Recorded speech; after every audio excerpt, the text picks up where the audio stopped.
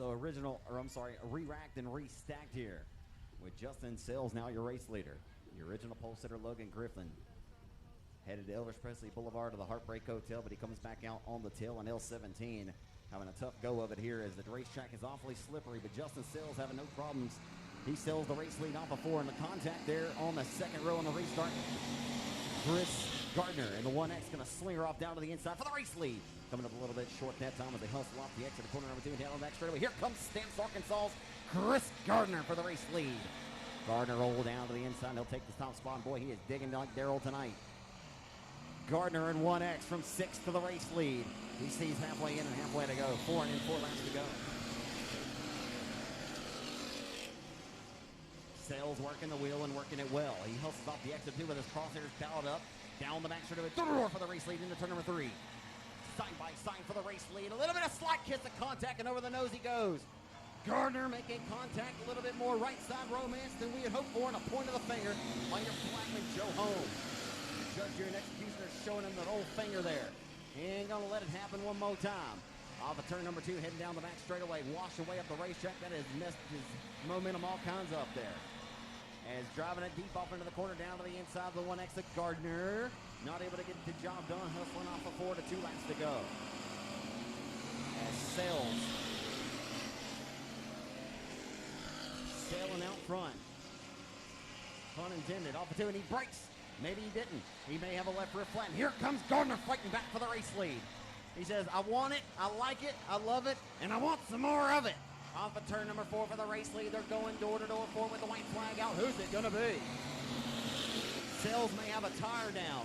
That thing is looser than a 3-legged dog on an icy lake, and more contact for the race lead. A good old show me what you got Friday afternoon special here in Mandeville, Arkansas to kick off and celebrate our freedom tonight. Factory stocks, and Gardner drives it all the way back to Interstate 30 before he turns left. Off of turn number 4 to a face full of checker black, drag racing to the line, and Sales holds him off. Oh boy. I don't see nothing wrong with a little bump and grind, and ladies and gentlemen, how about that heat race to open up tonight? As he rolls off of 4 down Main Street, ladies and gentlemen, how about a big Texarkana 67 Speedway round of applause for your heat race number 1 winner of the night, Justin Sales in car 25S, your heat race number 1 winner. Oh boy, there was all kind of right side romance, shots in the shorts. Well, I'll tell you what, we have more fireworks in heat race number 1 than we might get at intermission. Goodness gracious, Chris Gardner storms from 6th to the race lead. Now drove over the hood of 25S there, and a little bit of right side romance. But nonetheless, he's able to prevail and hold on to 2nd. From worst to 3rd, the 4-time 67 Speedway factory stock track champion of the Central Heating and Air Outlaw Chassis Best Engine Roto-Rooter sponsored number 38, Mike Wells, ends up on the podium in 38.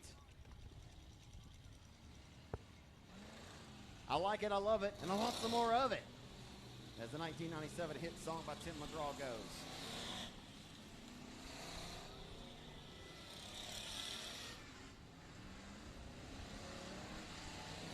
Driving the 36J car tonight, it's not Justin Whitehead tonight.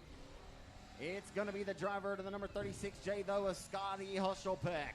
Scotty Hushelpeck behind the wheel of the 36J A&T Delivery, RaceOnTexas.com Pro 1 transmission. Best engines 36J tonight, the Hooks Texan, Scotty Hushelpeck. A wheelman, Your Honor. Outside of the front row in the car number 13J, a 4-cylinder graduate of Jesse Tate's out of Leary, Texas. Inside of row number 2 in the 21M. In the FedEx F1 Performance Powered Hadaway Towing and Collision Team 5 Enterprise 21M, it's Morgan Powell, the lady in the field. Outside of Morgan Powell, piloting car number 42 from Luxburg, Arkansas, it's Lee Carver. Inside of row number 3, starting 5th out of Falk, Arkansas in 25, had a hot rod, finished 3rd in last weekend's Factory Stock A main event. It's Gary Harvin. Gary Harvin in 25. Outside, the 16-year-old who was your pole sitter of last weekend's Factory Stock feature event. In car number 36 on the Pro 1 transmission, A&T Delivery, Hadaway Towing Collision number 36, 16-year-old Connor Mewborn from Hooks, Texas in 36. Won heat race number 3 last Friday night here at the Speedway. Driving car number 50. It's Shelby Ward Franks. Shelby Ward Franks in car number 50. And rounding out the field, piloting the Outlaw Chassis Team 5 Enterprise Neely Service Center Club 20 tonight, it's 8-time Cajun Classic winner Justin Whitehead. Justin Whitehead driving Neil Kemp's Club 20 tonight. As I spoke of Neil earlier, he's not yet fully recovered from COVID-19, Thoughts and prayers goes out to Neil. Hopefully he's fully recovering. And tonight the hired gun is Justin Whitehead in 36 or in 20. It'll be fun to watch him from the tail.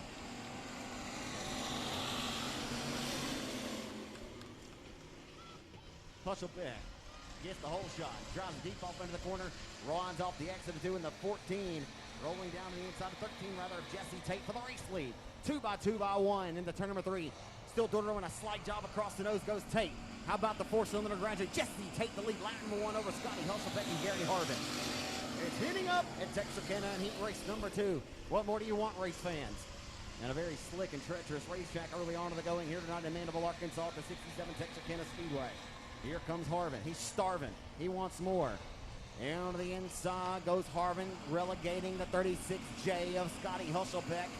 And down Main Street, they come into 1. A pair of 36s, 36J and 36 around the hub of 16-year-old Connor Newborn now. Down to the inside, they come off the exit of turn number 2, and for the race lead goes Gary Harvin. Harvin is starving for the race lead, and he's got it. He gobbles the race leader up, throws him into the hip pocket.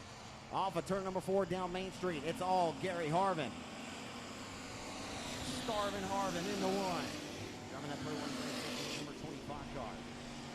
Speak of Gary Harvin hotly all the time now. He is oftentimes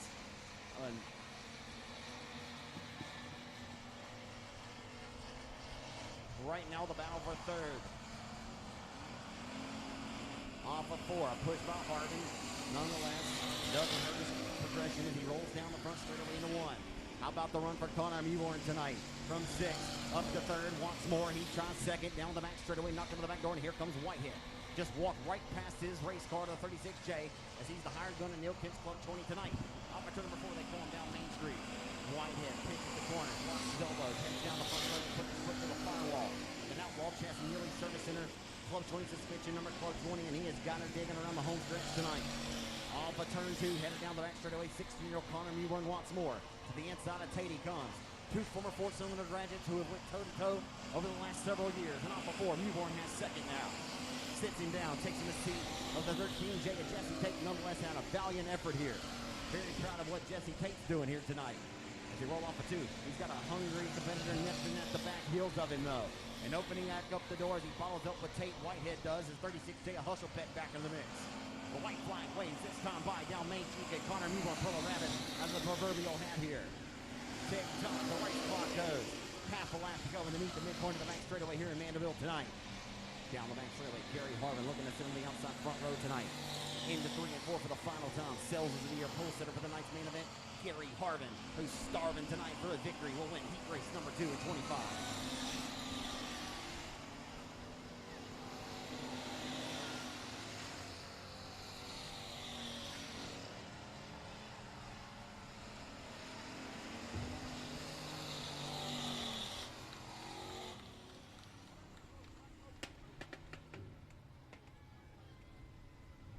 Give him a hand, race fans. As he rolls down to the infield, the driver out of Texarkana taking the victory, or Falk, Arkansas, rather. And the pro-run transmission number 25. I often say it, folks, I don't underestimate him. But when the big money's on the line, Gary Harvin, who's starving for a victory, folks. Can't tell you the last time I've seen Harvin cruise the victory lane. But he commandingly wins heat race number 2 tonight. How about a hand for Falk, Arkansas's Gary Harvin? Snagging 2nd, coming from 6th to 2nd, and started to put the pressure on Harvin there for the race lead late in the going. Just ran out of laps. And that Chevrolet Best Engine Powered Hadaway Towing and Collision A&T Delivery Best Engines Pro and Transmissions. Number 36, the son of Flying Brian. It's Connor Newborn from Hooks, Texas, coming home 2nd tonight. And from worst to 3rd, driving Neil Kemp's Neely Service Center Superior Racing Graphics Best Engines. Outlaw Chassis, Neely Service Center. Number Club 20. How about a hand for the 8-time Cajun Classic winner, Justin Whitehead in Club 20.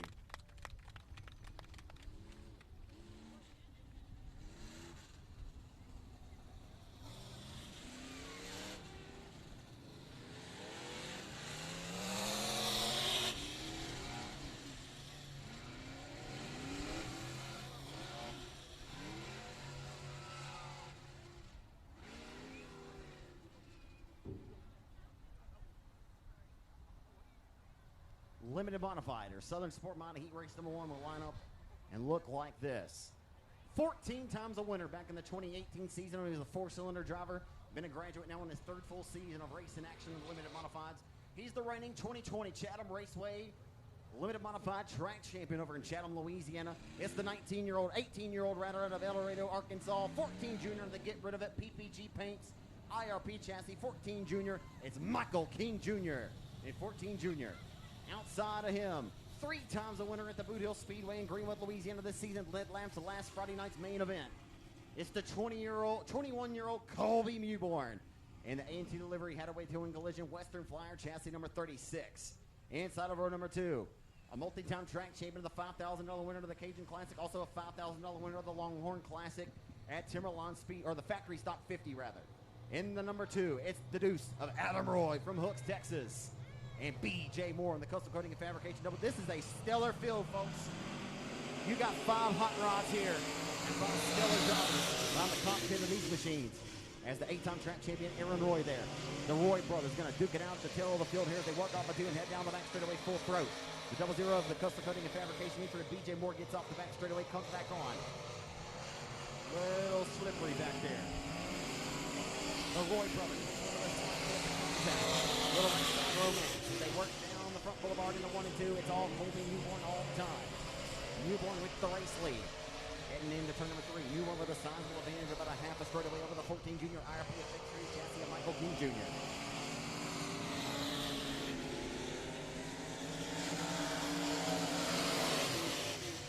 Right now,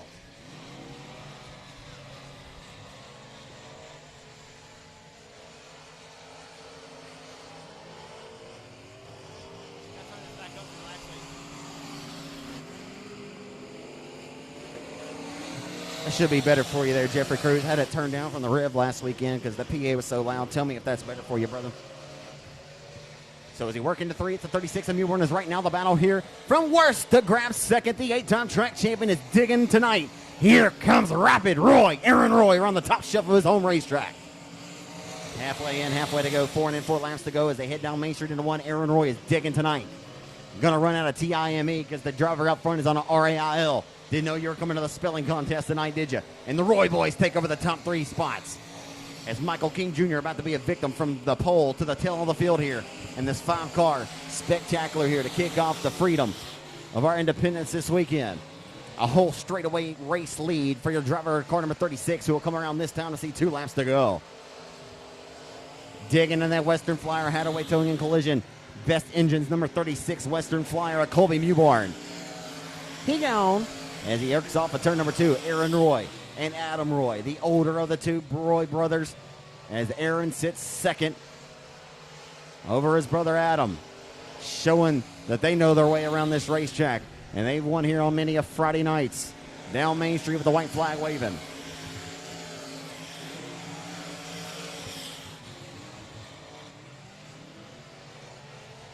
Final time off of turn number 4 to a face full of checkered flag. The driver of the A&T delivery had away to in collision. Western Flyer, Best Engines, number 36, Colby Mewborn, picks up right where he left off last weekend. Car number 35, the Texarkana Emergency Center, Presto Magic Clean. DE Wraps, number 35 of Rapid Roy. Aaron Roy, the 8-time track champ, comes home in the bridesmaids, and third will be his brother Adam. Your 5 cars that started this race will finish here. 5th will be the Custom Coating and Fabrication 00 IRP Effect Series chassis of B.J. Moore from Falk, Arkansas. The IRP chassis Effect Series 14 Junior, get rid of it. PPG Paints, 14 Junior of Michael King Jr. at El Dorado. Your top 3 cars on the podium. And the Wounded Duck Trucking, number 2 car out of Red Lick, Texas, Adam Roy.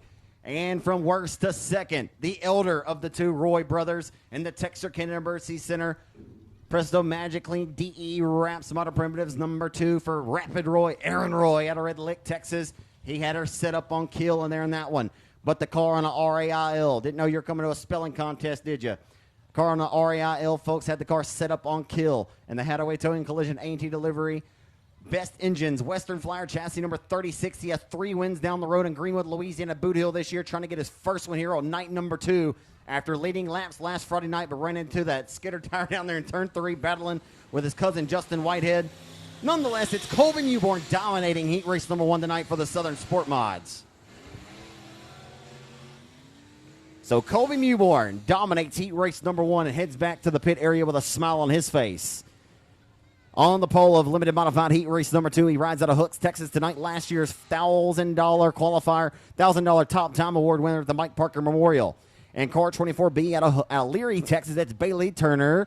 And outside of Bailey Turner, last weekend's 8th place finisher in the limited modified feature event here at 67, it's Dustin Dump Taylor from Hooks, Texas in 24D.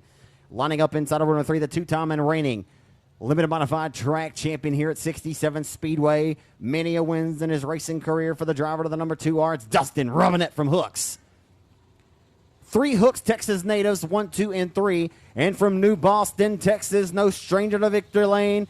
He's been racing as long as some of you folks have been alive. And the Ingalls Racing Performance, Brashears Motorsports, number F5. It's Skeet Amison in F5.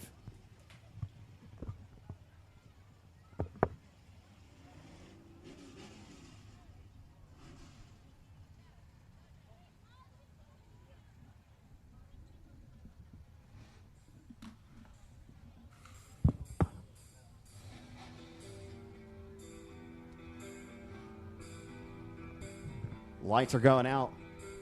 4 cars going 8 laps in distance here in heat race number 2 of the night here at the Mandeville, Arkansas Oval, just off of Interstate 30. Bailey Turner trying to score his first career victory here at the home racetrack tonight. Can he get the job done? He'll set the pace off of 4 and get a face full of green flag as he hustles the field off into 1 and 2. Keep your eyes on the F5 of Amison. Knows his way around this racetrack like the back of his hand. He'll put his hands and both feet up on the proverbial wheel here as he heads down the back straightaway back at the till. But it'll be a matter of time before he starts to get up on that wheel and tries to start picking them off. The 63-year-old veteran off of turn number 4 at the till. As Turner leads the first circuit into 1 of this 8-lap affair. Turner leads right to the middle lane of the 67 Speedway as they hustle off of 2 and down the back straightaway. The 24D of Dustin Dump Taylor keeps pushing the progression. Dustin started racing as a rookie back in 2012, or 13 rather.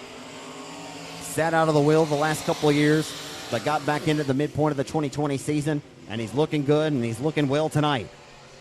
Holding off the 2-time reigning track champ here in Mandeville of the 2R, Dustin Robinette. Robinette, many a hot stock championships and victories over the Timberline Speedway in Corley, Texas. And that track first opened back in 2013. He and the driver sitting behind him in the 4-spot, Skeet Amison, have had many a battles. And Amison's trying to reel in that 2R car and give him a battle in the limited modified division tonight. Just cannot quite find the mustard to squirt by as the 2R car, speaking of squirting by, he'll smooth, nope, not quite smooth, and over the right front, or over the left front, yeah, the right front, and the caution flag will come out on Dustin Dump Taylor. That was ugly.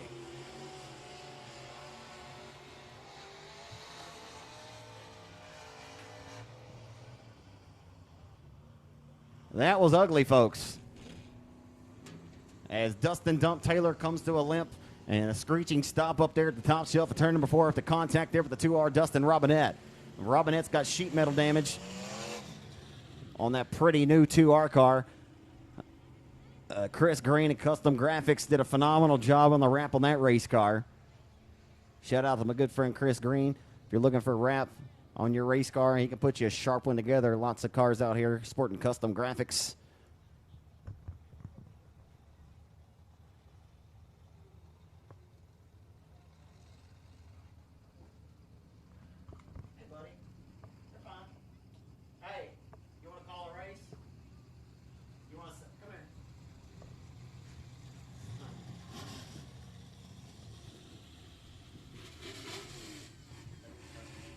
Bailey Turner.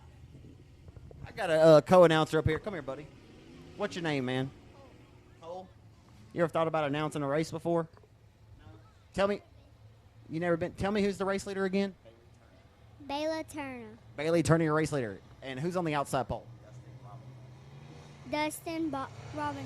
That's right, Dustin Robinette, as we take it back to the green flag here. Thank you, buddy. As we're back under the green flag as they hustle down Main Street into number 1.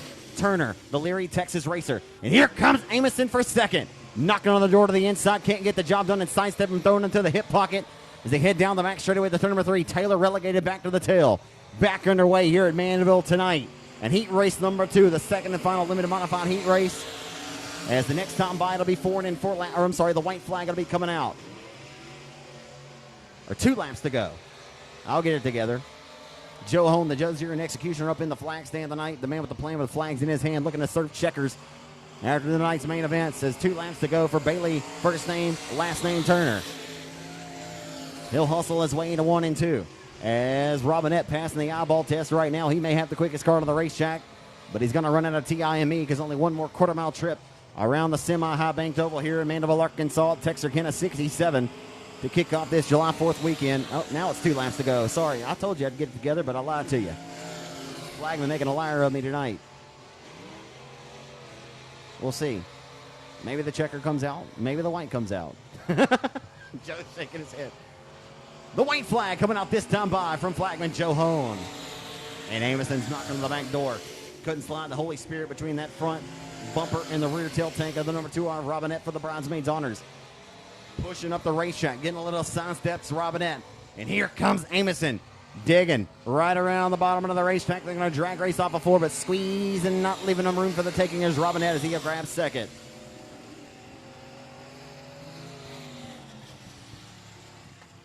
So that will be your unofficial finish of your 4 cars here in heat race number 2 for the limited mod or / Southern Sport mods.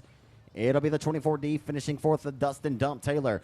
3rd, the 63-year-old elder statesman, as good as he once was and good as he ever was. And the F5 Ingles Racing Performance Chassis, Brashears Motorsports Entry Team 5 Enterprise, number F5, Skeed Amison comes home 3rd. 2nd, the 2-time reigning track champion and Hadaway Towing Collision Jones Motorsports number 2R car from Hooks, Texas, custom graphics entry of Dustin Robinette. And taking the victory in the number 24B out of Leary, Texas. How about a hand, 67 Speedway race fans for Bailey Turner, heat race number 2 winner tonight in 24B.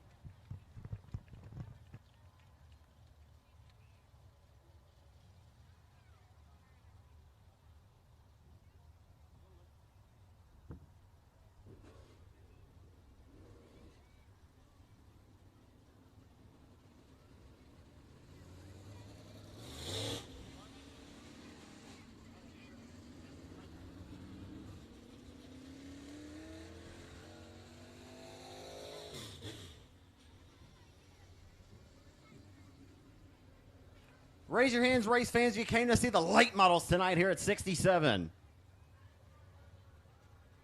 Can y'all hear me out there? Can y'all still hear me?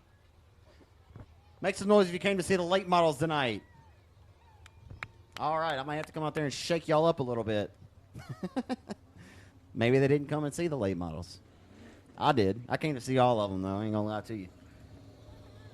On the pole of Crate Late Model Heat Race number 1, presented by Crate Racing USA, a part of the Advanced Powder Coating Black Diamond Race Cars Heat Race number 1.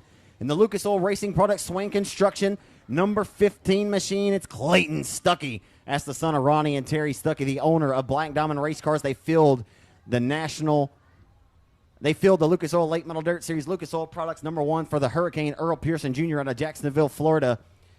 As Earl Pearson Jr., the Dirt Million winner back in the 2016 season. Well, it was 18, wasn't it? But nonetheless, Earl Pearson Jr., former World 100 winner as well, as Clayton Stuckey eventually perhaps may take over that rod as this young man keeps pushing the progression. Son of Ronnie and Terry, and he's been awfully fun to watch. He and his brother Jarrett as well. So it'll be Clayton Stuckey out of Shreveport, Louisiana, your pole in 15. Outside, who's got some cat scratch fever tonight? It's the cat man, John Mitchell, and the W&W Timber Kansas High Performance Healthcare Express number 5. That's some fast healthcare and the number 5. Inside of row number 2, starting in the 3rd spot in the 148 out of Texarkana, Arkansas, it's Black Cat. Chris Franks driving the Rocket chassis, number 148. Outside, I call him the high side hustler from Keachai, Louisiana. Keachai, Louisiana, the poke in the plum town. You poke your head out the window, rolling through Keachai, and you look over and you're plumb through it.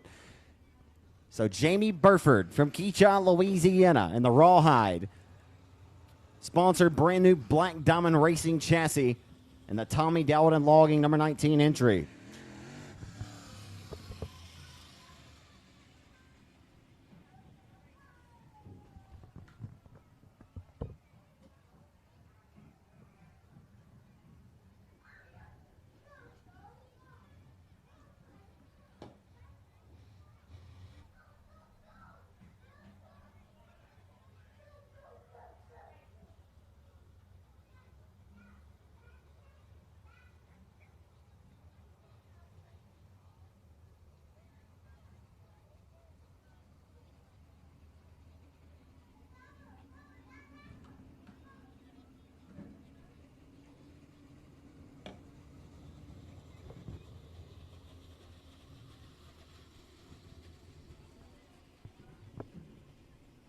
Lights are going out. 4 cars going 8 laps in distance here in Crete Racing USA Crete Late Model Heat Race number 1, presented by Black Diamond Racing Chassis.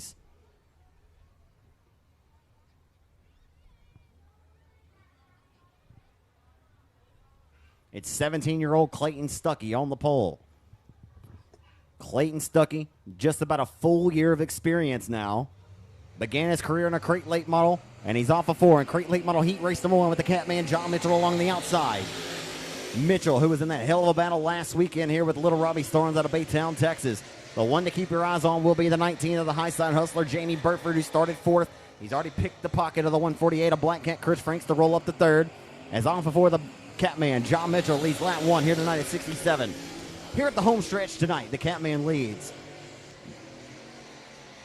Cookie cuts the corner off the exit of turn number 2, sets his sights full throat into turn number 3. The Catman on an RAIL tonight. Off of turn number 4 has got the KLL switch engaged, and they'll slinger off into 1 and 2.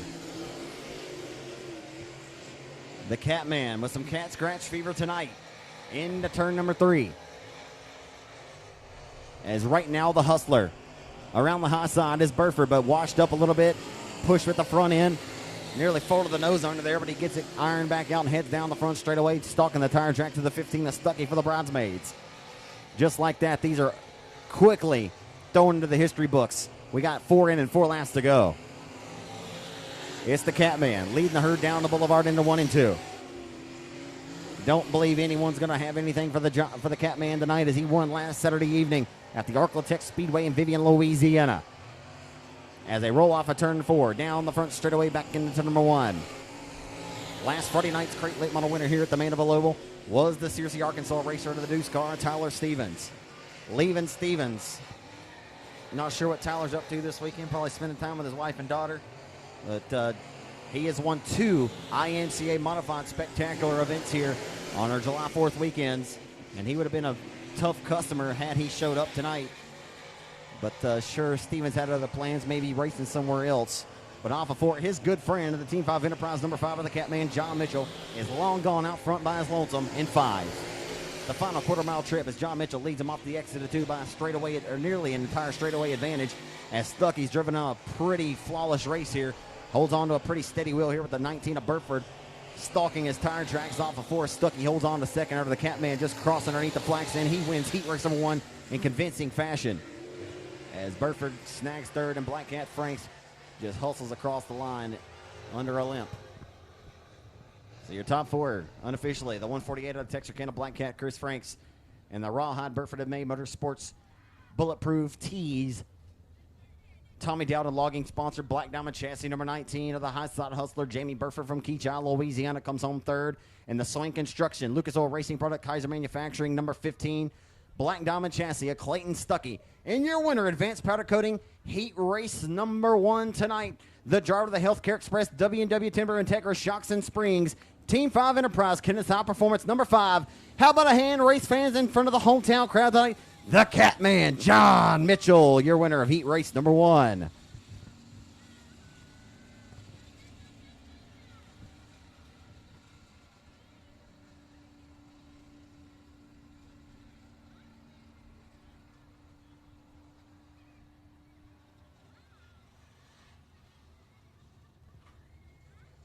For those of you folks that are sitting at home watching RaceOnTexas.com Speed Pass from the comfort of your own homes, we thank you all for tuning in, watching our live look-in on Facebook tonight via RaceOnTexas.com's Facebook page. If you'd like to check out more of the action as our live look-in will conclude here in just a few moments. We thank you guys for checking out our free live look-in, but if you'd like to watch more of the action of the A-main events and the 4 cylinders that are about to come onto the racetrack following this second Crete Late Model Heat Race, you can go to www.raceontexas.com. You can go to the top right-hand corner of your page, or I'm sorry, the left-hand corner. We just did a major upgrade to our website, and you can watch all of tonight's action for $39.99. Half of that subscription goes to your home track. You can select 67 Speedway there, and so 20 of your 40 or 20 of that $39.99 goes directly back and benefits the racetrack of your choice at sign up, which is pretty cool. It's unheard of in this industry. Support folks that support dirt track racing. We here at RaceOnTexas.com take a lot of pride in that. We hope you enjoy the product that you're seeing on the racetrack as we present to you Heat Race number 2 of the night for the Black Diamond Racing Chassis. Heat Race number 2, presented by Advanced Powder Coating.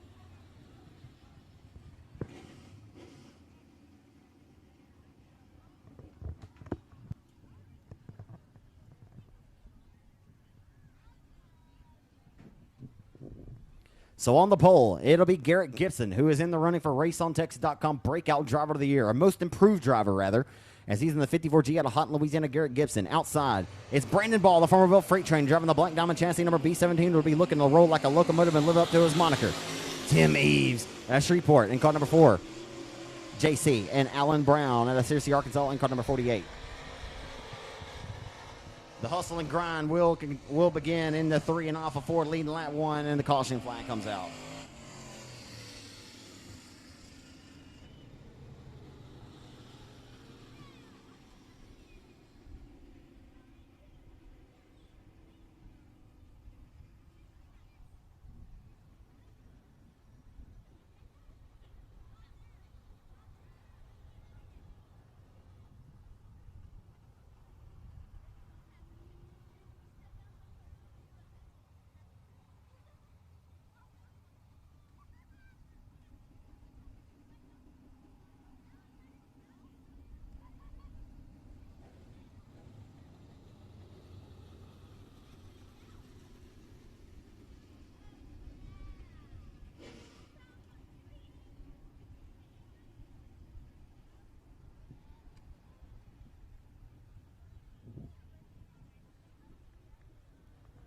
Four cars ready to go 8 laps in distance. Houghton, Louisiana's Garrett Gibson.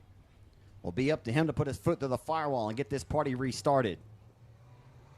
The locomotive on the outside, the freight train, Brandon Ball, and he got a nice healthy start.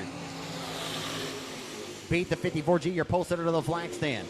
They hustle off of turn number 2 and head down the back straightaway full throat to turn number 3. The AB Performance B17, who has 4 wins at the Revolution Park this season. A second at Boot Hill, and another top 10 at the Hill. This driver has been nothing less than impressive all year long since swapping over.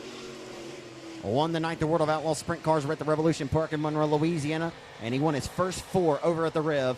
The only driver that ended up knocking him off was Tyler Stevens out of Searcy, Arkansas, as they head down the front straightaway into 1 and 2.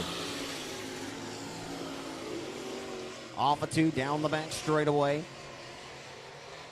It's all B-ball all the time, as Gibson's got that Black Diamond hanging out off of turn number 4 as they head down the front straightaway.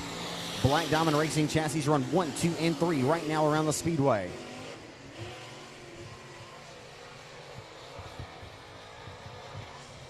It'll quickly be a 4 in and 4 lap to go affair here. For the B17 in the battle for seconds heating up. Here comes the 4JC at Tim Eves.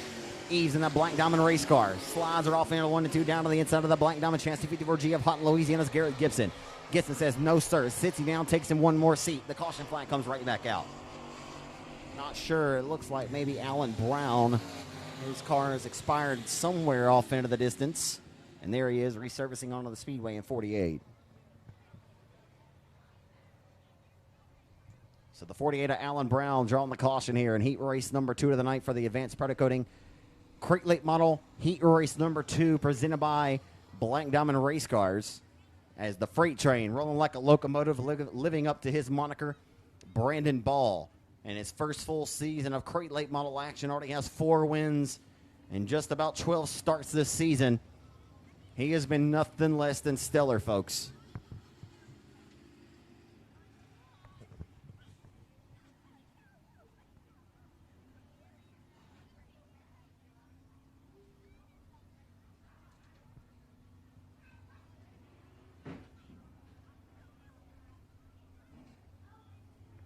Re-racked and restacked with, well, not going green yet.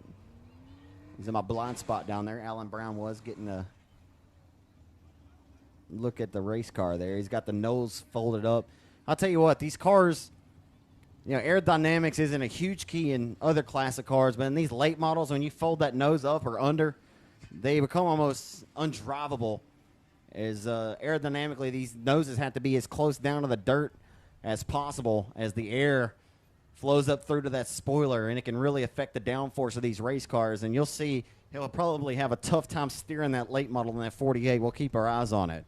As the B17 of the freight train, rolling like a locomotive back to the green flag, it's Brandon Ball. We're back underway here at 67.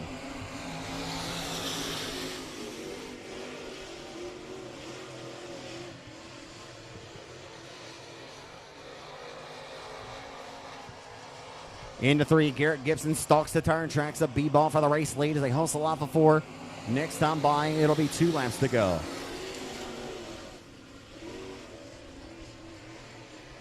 And a wash up the racetrack, and Gibson's going to go by Ball for the race lead. Into turn number 3, door-to-door for the top spot. Ball wants to get back what he lost. Off of 4, he's going to have to get up on that horse and put a whip to it, because here comes the 4JC of Tim Eves. He's a 3-horse race for the race lead. What more do you want, race fans? Off of 2, down the back straightaway for the race lead. Ball, is he going to throw all caution to the wind here?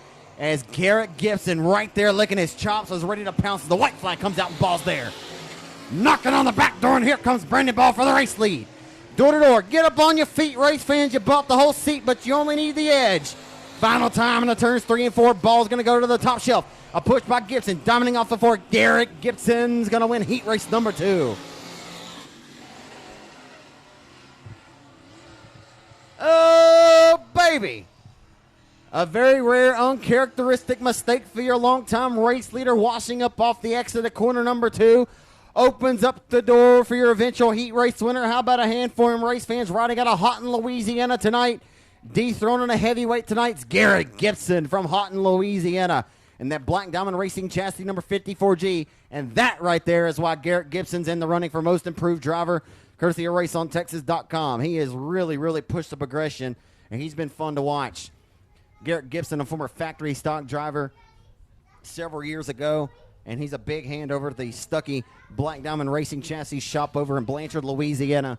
But a stellar drive there for Garrett Gibson. As your second place finisher in the AB Performance, Bubba Green Towing Black Diamond Chassis number B17. Formerly from Farmville, Louisiana, now resides here in Texarkana. It's the freight train, Brandon Ball, who rode like a locomotive for 6 laps, but couldn't lead the final 2 that mattered the most. As the Ford JC coming home in third, also in a Black Diamond chassis tonight, was Tim Eves.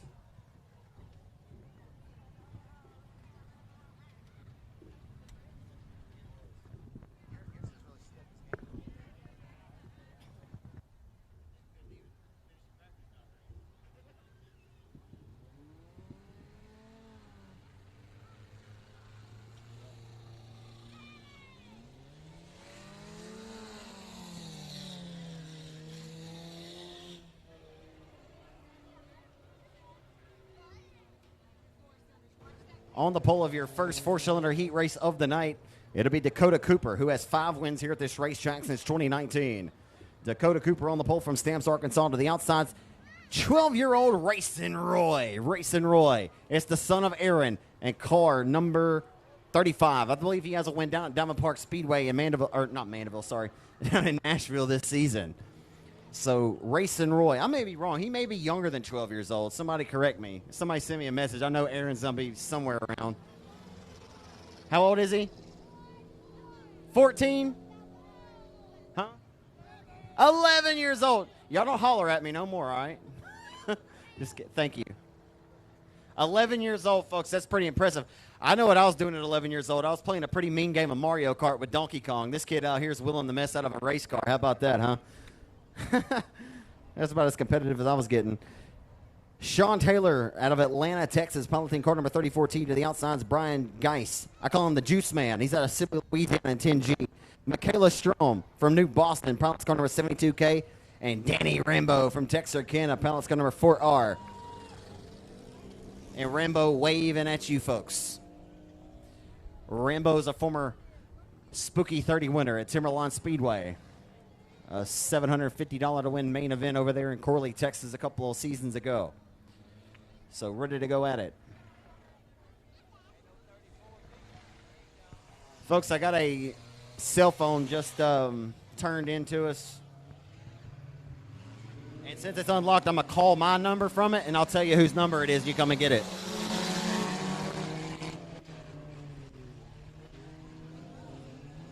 What happened?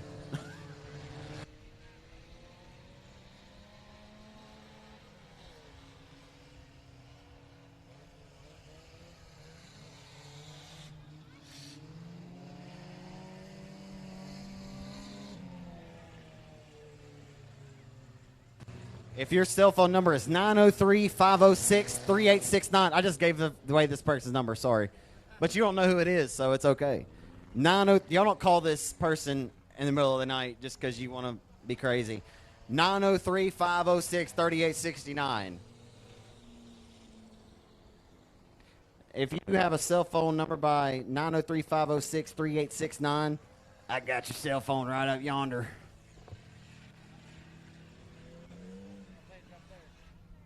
Oh, you got to come get it. I don't do deliveries. Is it yours? Is it yours? Oh, okay. About to say, man, you pretty. You pretty, man. I got your number now. Got your. Oh.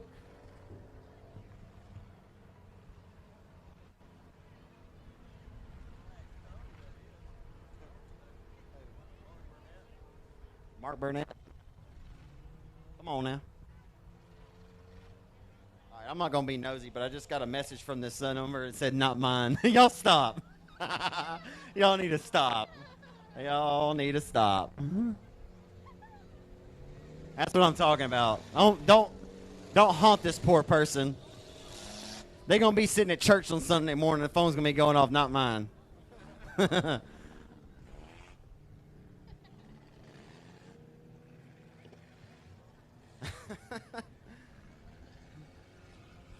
I kind of need another landline. Come on. All right, y'all getting out of hand. It's got another one that said not mine. Y'all think it's funny, but this person doesn't have unlimited text messages, so y'all calm down. That probably wasn't the best thing to do, was it? I've done it before. People usually don't think of it. We've just had too much time on our hands here. It's all Cole's fault.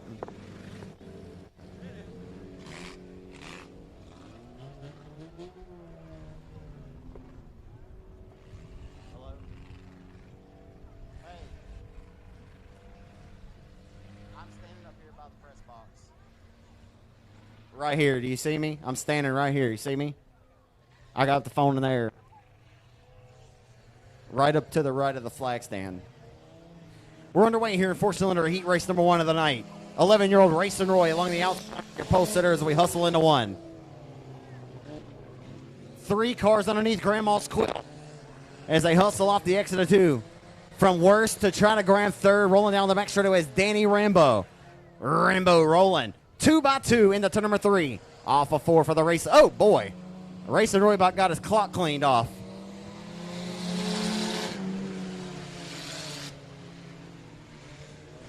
Dakota Cooper with the race lead. Cooper with the race lead as they hustle off the exit of turn number 2 and head down the back straightaway. Sean Taylor rolling down to the inside for the top spot. It's heating up at Texarkana.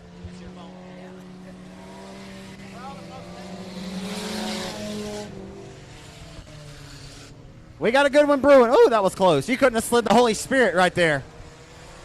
Goodness gracious. As Rambo trying to put on a show for you race fans. 3 becomes in front of 4 numerically, but he says, I ain't going to have it tonight. Off 4. From worst to second, trying to get one more spot done. 3 in and 3 laps to go. 3 and 3 to go with the 6th lap affair, and Rambo's giving it hell. Rolling down to the inside of the 3-yard Dakota Cooper, the 4-cylinders, putting on a show here in heat race number 1 of the night. Way up top where Grandpa keeps the good bourbon.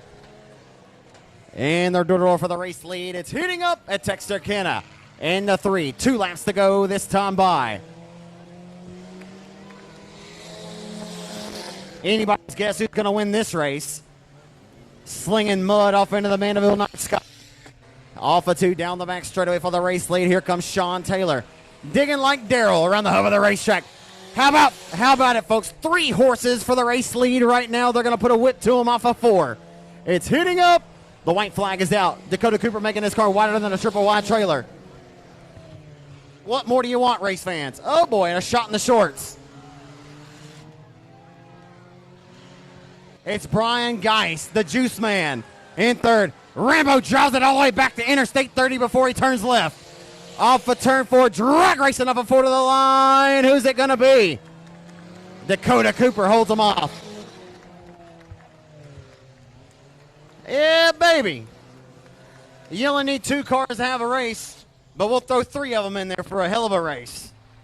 If you don't like what you just saw, you can turn to your neighbor like you're sitting at church on Sunday morning and say, if you don't like that, then you don't like dirt track racing. I tell you what, some of the best racing you'll see at a dirt track is in these 4-cylinders. A lot of great racers started off in 4-cylinders. One who runs this racetrack now, Duke Wisenant, started off in 4-cylinders back in 1993 at Webster Speedway. But ended up racing World of Outlaws late models. And he was a madman, Your Honor. A lot of great drivers have started off in these 4-cylinders. Where will Racing Roy be in 10 years? Who knows? But how about that, performance race fans? How about a hand for your race winner? Led all 6 laps, but he had to work for it. And a hell of an effort for the 3R of Dakota Cooper, your winner of heat race number 1 for the 4-cylinders. Second, the 4R from worst to seconds, Danny Rambo and Brian Juice in car number 10. The Juice Man comes home third.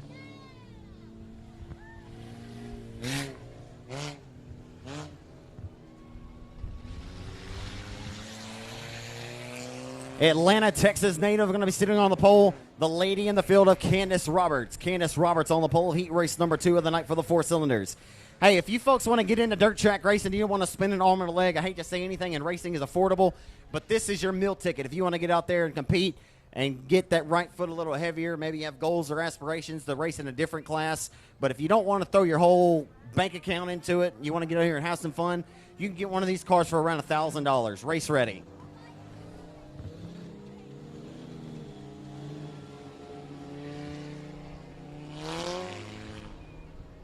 All the guys who have more than 1,000 make a liar of me, but you can race in this class competitively for that.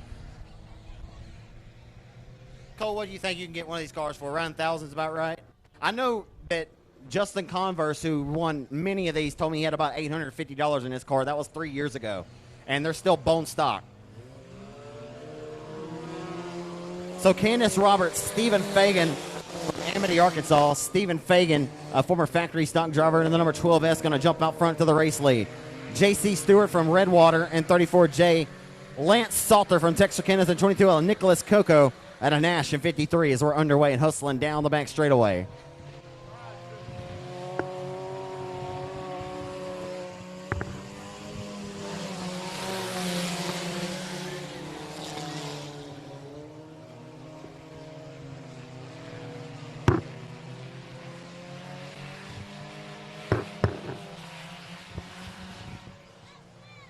Fagan right now with the race lead by a sizable advantage. He hustles down into 3 and 4.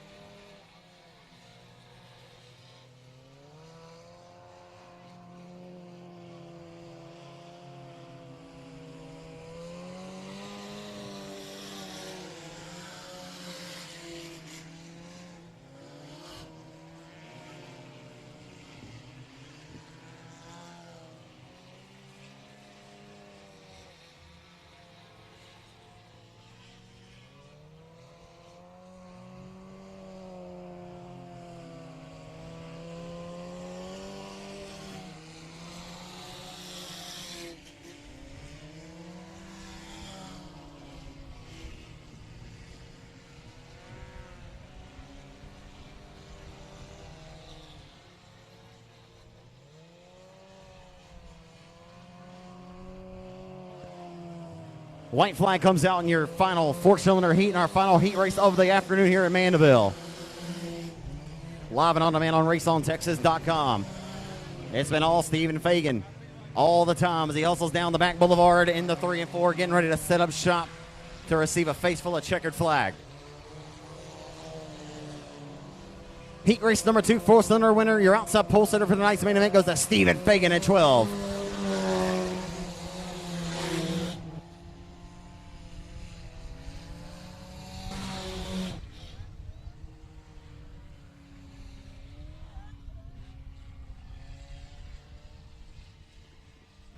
Hey guys, last call for 50-50. I haven't announced it because I wasn't aware we were doing it.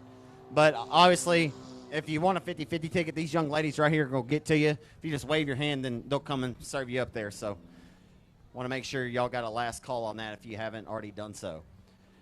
So your final heat race of the night will go to your winner out of Amity, Arkansas, piloting number 12F of Stephen Fagan. Your 4-cylinder heat race number 2 winner.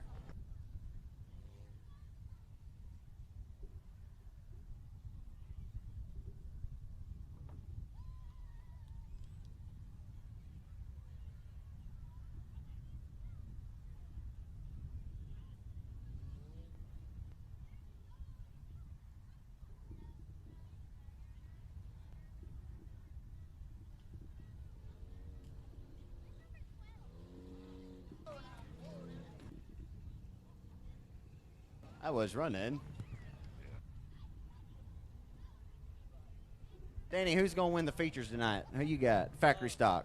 Factory stock, I think Justin Whitehead. You think he's going to have to come from outside of row number 3, I believe. He can do it, either him and Connor. And he's driving Neil Kemp's car tonight, which is a proven winner, but it ought to be pretty fun. Who you got to win the limited modifieds tonight? Limited modified, probably Adam Roy. Adam Roy will be tough. That is a fact. His brother Aaron's going to be a tough customer, too, and Colby Mewborn starts on the front row. Should be a fun one. I know you're looking forward to it. Oh, yeah. Great race car drivers, awesome dudes. They're Yeah. That's right. Awesome race fans like yourself. Always good to see you, Danny. Yep, good to see you here. You got to win the limiteds tonight? Yeah, we think Adam Roy's going to win, man. He's got Adam. Anybody else got Adam Roy to win the limited modified feature event tonight? I heard his wife up there, I think. How about the elder brother? Who's got Aaron Roy to win the limited modified feature event tonight? He looked pretty quickly. He looked pretty quick earlier.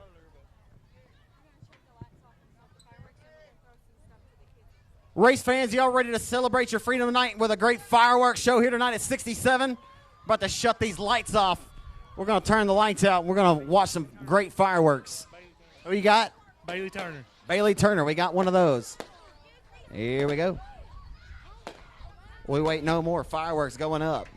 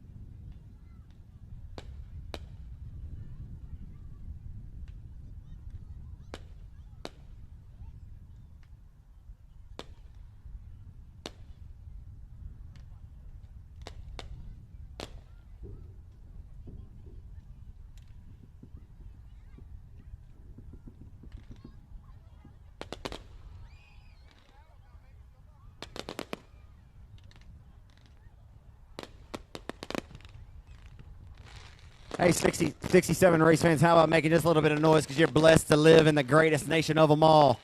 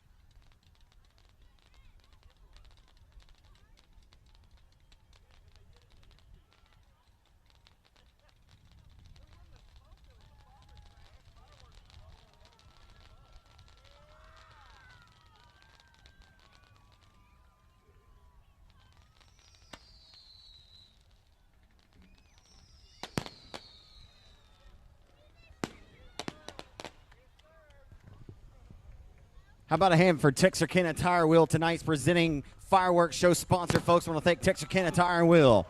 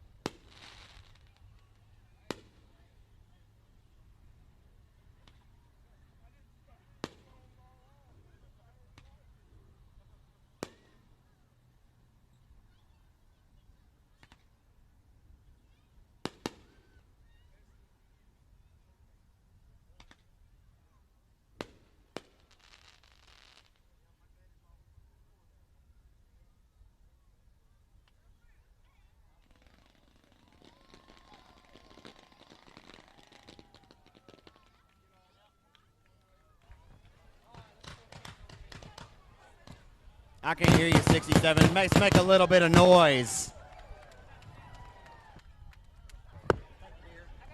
Thank you so much.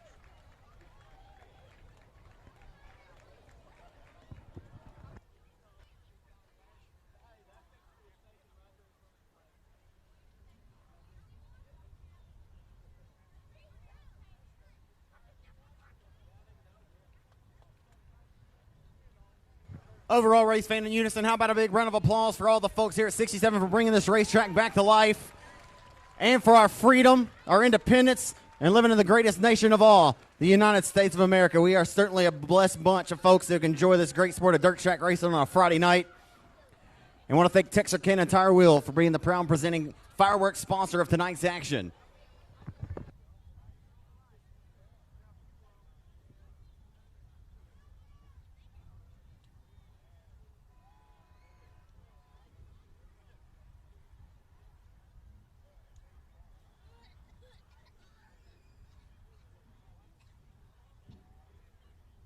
You know what I always say about fireworks? I'm glad it's their money, not mine. No, seriously, thank you so much, Texarkana Tire Wheel.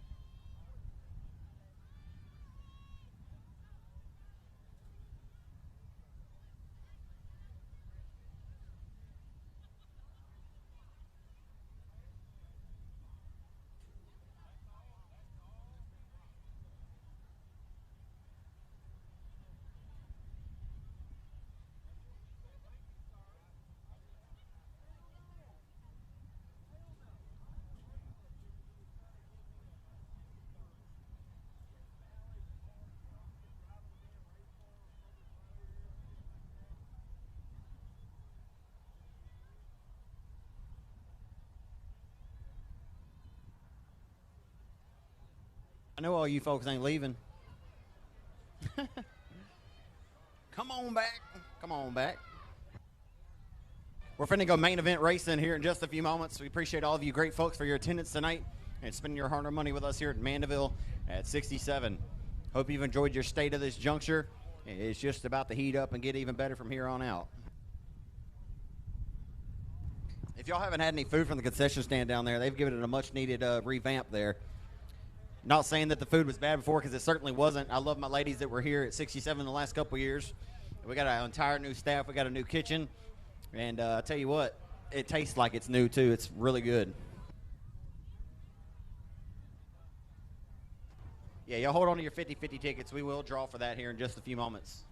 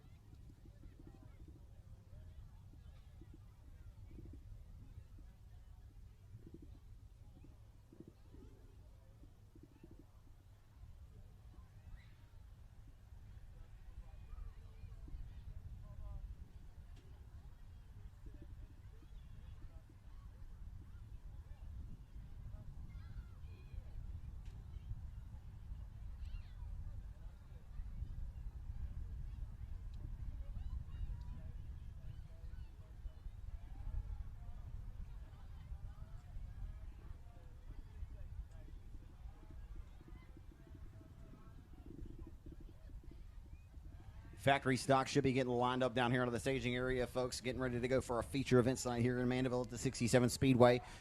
Again, folks, thank y'all so much for your attendance tonight and spending your hard-earned money with us and making 67 tonight your official racing destination. Should be some great feature events that are about to roll here in just a few moments.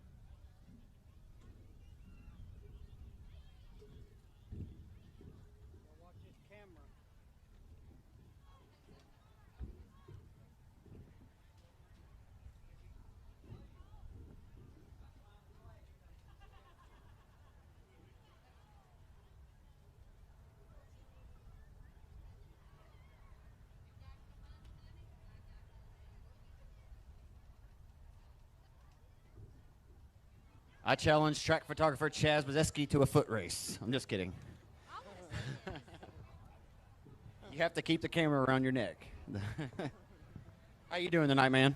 Pretty good, man. How are you? Did you shoot some shots down at Diamond Park last Saturday night as well? Oh, yeah. Hey, folks, this guy, how long have you been shooting? You're a photographer, but how long have you been shooting racing in particular? About a month and a half. About a month and a half. If y'all seen this guy's work, he does a pretty damn good job for being a month and a half into the books here. But y'all check him out, RFS Photography on Facebook. Do you have a smug mug or anything like that as well? Yes, sir. Tell us where they can find that. I'll share a link every weekend after I upload my pictures. You do a phenomenal job, man. Keep up the good work. I know you're only going to get better. If you're a month and a half into it and you're doing the job that you're doing now, you're only going to get better, man. So just stay at it, man. I can tell you're passionate about it. And, you know, if that will always bleed over into your work, man. My girlfriend's a great photographer as well. She doesn't shoot the racing stuff as much, but I'll try to get her to do it. But you do a great job, man. Keep up the great work. Appreciate it, man. Absolutely. It's Chad Zeski, folks, RFS Photography. Y'all check him out. He'll take some great shots of you, your family. He got a lot of cool shots of the kids in their foot race last weekend. I'm just winging it right now before we get that first race to come on. We're going to go over here to the tech pad, and we're going to ask these guys what they've been checking for. Ask these guys what they've been checking for tonight.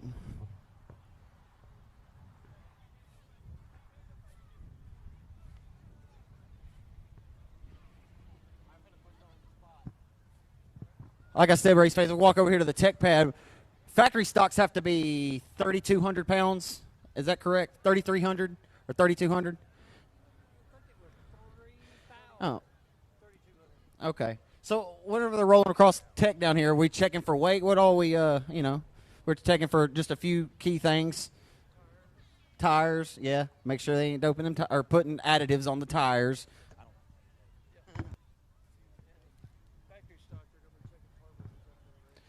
Be checking carbs on the factory stocks. Like, we ain't going to give out the whole menu and all that good stuff. But Bubba Green, we'll put you on the spot. You blessed us tonight with the prayer before we got started with the races.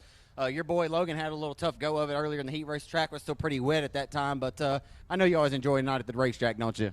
Oh, yeah. You know, I don't get to come as much as I'd like to because most of the time I'm working. But, you know, being they've opened up out here, I can leave here and go on a record call and be back before you know it. But I enjoy watching him and Brandon. And Logan's come a long ways compared to what he was. Yeah. His time's coming. It sure is, folks. If you ever need nobody likes to call a record service. I mean, most of the time, dang it, you're in a tight spot if you got to call a record service. But if you do have to call a record service, call this man right here. He's a good man of God. He loves racing, he supports folks that support dirt track racing, and he supports racing. And we thank you so much, Bubba Green. You've been a backbone of the sport, man. A lot of people don't know that. You sponsored a lot of events, man, and we know you do it out of the goodness of your heart, man. And I thank you for that. And I know I speak on many folks' behalf, man. Thank you for everything you do for racing. And, you know, and I haven't had the chance to really say a whole lot, but, you know, we've had a pretty tough time. You know, and I can't express from me and my wife how y'all reached out to us. You know, you don't realize how expensive it is when your loved one's sick. You know, you know, people started telling me they wanted to do this, do that from the racetrack and a lot of the drivers. You know, and I said, nah, you know, we'll be all right. But I'm going to tell you, you spend 3 months at a cancer center, it's amazing what it costs you. And, you know, and I can't say enough about our racing association here, Donna, and, you know, and I know I'm going to miss some names, but, you know, they came to us, they packed my motorhome full of food. You know, I don't know who all was involved in doing it, but, you know, they paid for our campsite the whole time we were at the hospital. And, you know, you just, it's a humbling experience, you know, when you have to go through it. And it's been a tough road, but I can't thank y'all enough for, you know, what y'all done for me and my family. And, you know, thank God, you know, Delma's still with us. You know, chemo's tough. You know, she has her good days and bad days, but I thank God every day that I still got her. You know, Is your wife cancer-free right now, or give me the prognosis there? well, we really don't know.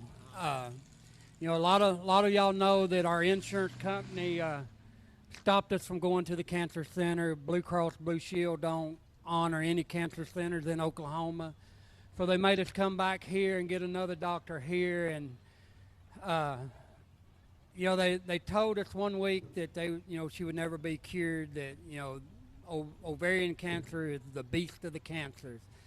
Then we go back 2 weeks later, and he said, well, you know, he just didn't know. He said, but for right now, I'm just going to say she's cancer-free and live every day like it's your last. So, and it's like I told her, she keeps telling me, you know, God's got it. And I told her, I said, we're just going to have to believe that, you know, God's in control. And, you know, whatever his will is, you know, we'll just have to take it.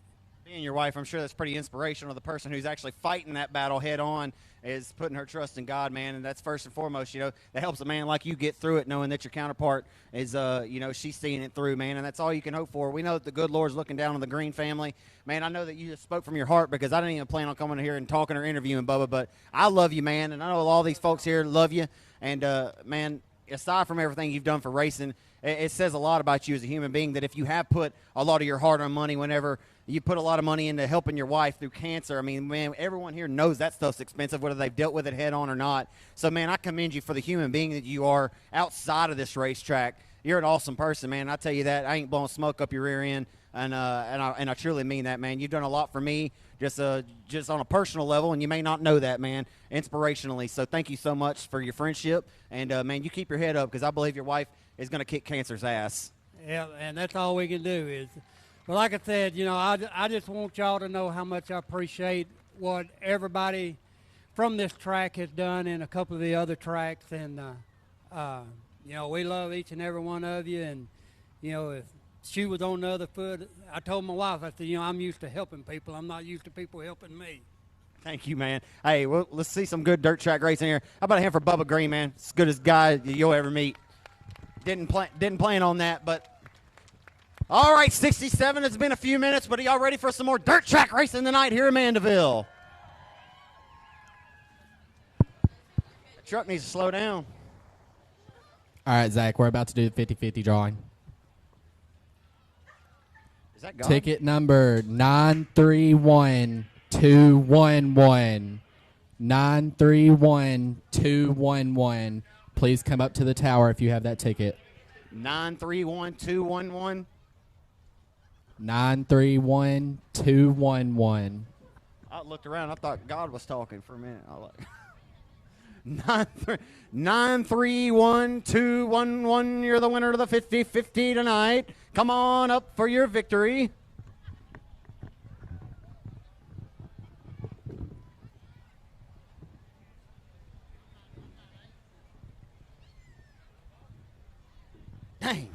Look at that. Y'all don't call me a pretty boy or anything because I wore my Nikes to the dirt track and got them muddy, and I'm complaining.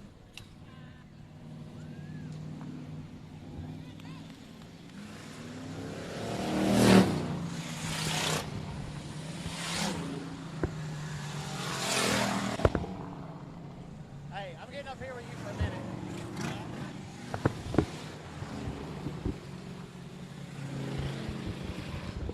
I'm scared of heights, but this is the best seat in the house, or best place in the house. Your factory stock main event's on the racetrack and ready to rock and roll for 20 laps in distance here tonight. Race fans, I'm not sure how many times we'll go around. We may go around one more. So the next time by, if you're healthy and able, willing to do so, I want everybody up on your feet for a big Texarkana 67 Speedway send-off to let all these drivers know you appreciate them here tonight. We'll do it next time by.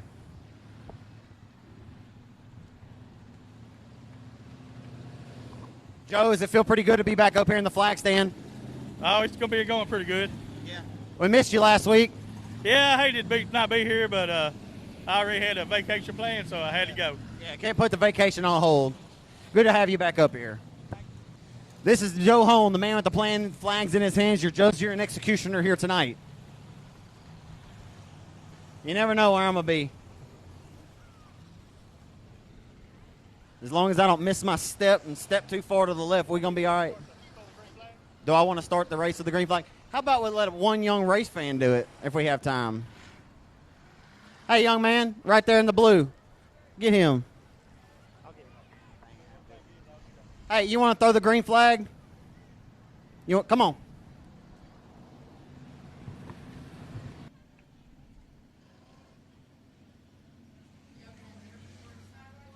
We have our 50-50 winner. What's your name, ma'am? Lacey Marquez. Lacey Marquez is our 50-50 winner, going home with $211.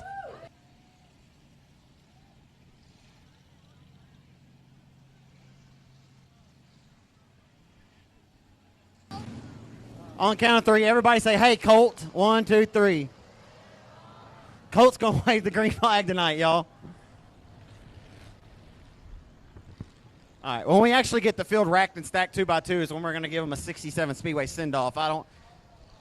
We got to do it when the time's right. They're doubling them up right now. So the next time by, if you're healthy and able and willing to do so, if you get up on your feet, it will give the factory stocks a big send-off.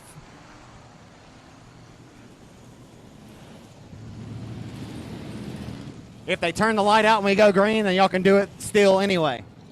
But I think we're going to go one more. So here's how they're going to line up tonight. On the pole, in the number 25S, out of Stamps, Arkansas, the 25S, it'll be Justin Sales, your winner of heat race number 1 tonight. Starvin' Harvin. On the outside pole, it's Gary Harvin from Falk, Arkansas on 25. Inside of row number 2 at Louisville, Arkansas, on car number 1X, it'll be Chris Gardner. Outside of Chris Gardner into the Citro Heating and Air, Per One Transmission, number 36, Best Engine Powered A&T Delivery. Hadaway Towing Collision, number 36, it's Connor Mewborn, the 16-year-old. Everybody up on your feet tonight here in Mandeville at Texarkana 67 for the factory stocks as they roll down Main Street and get ready to go to the green flag for 20 laps in distance here tonight.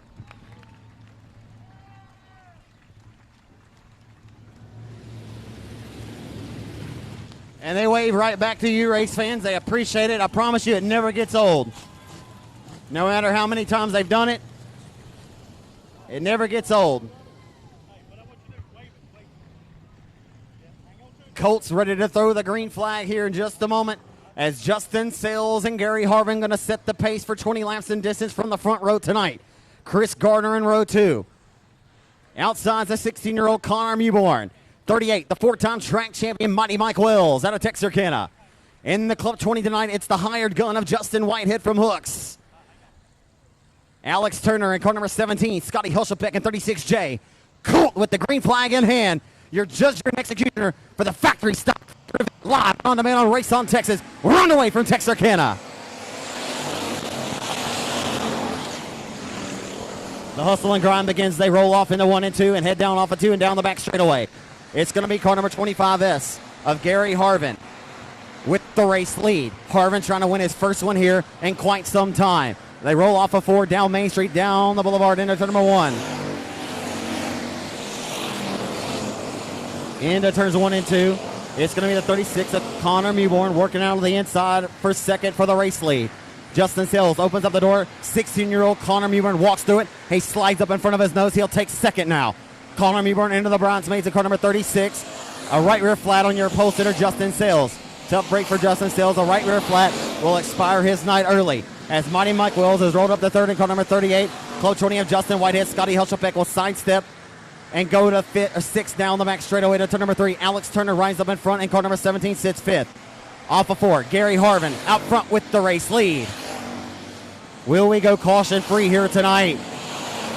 Very well may. As the hustle and grind continues, they roll the half of the field from third on back down the midpoint of the back straightaway. It's Mighty Mike Wells at Connor Mewborn. If a caution were to come out, he's going to be a tough customer. Trying to get his first victory etched in stone here tonight in Mandeville. The young man with 7 career 4-cylinder feature race victories here at this racetrack, but has never cashed in on a factory stock dub as Whitehead's working the wheel and working it well. Whitehead down to the inside of the 38 of Mighty Mike Wells for the third spot. Wells hangs tough and keeps him at bay. Whitehead pitching the club 20 for Neil Kemp off into the corner. Side by side for third. Whitehead and Wells still door to door to the midpoint of the front straightaway as they hustle into one. Whitehead, you couldn't have slid the Holy Spirit between the left front and that right side of that skidder tire. Nose and head by about a half of a car length into turn number 3. Whitehead slides it deep with a slight job across the nose of 38. Leaves a little bit of room for the taking on the outside. Whitehead now has third. Whitehead to third now. As lap traffic become a factor in reality, and we will get our first caution flag of this main event.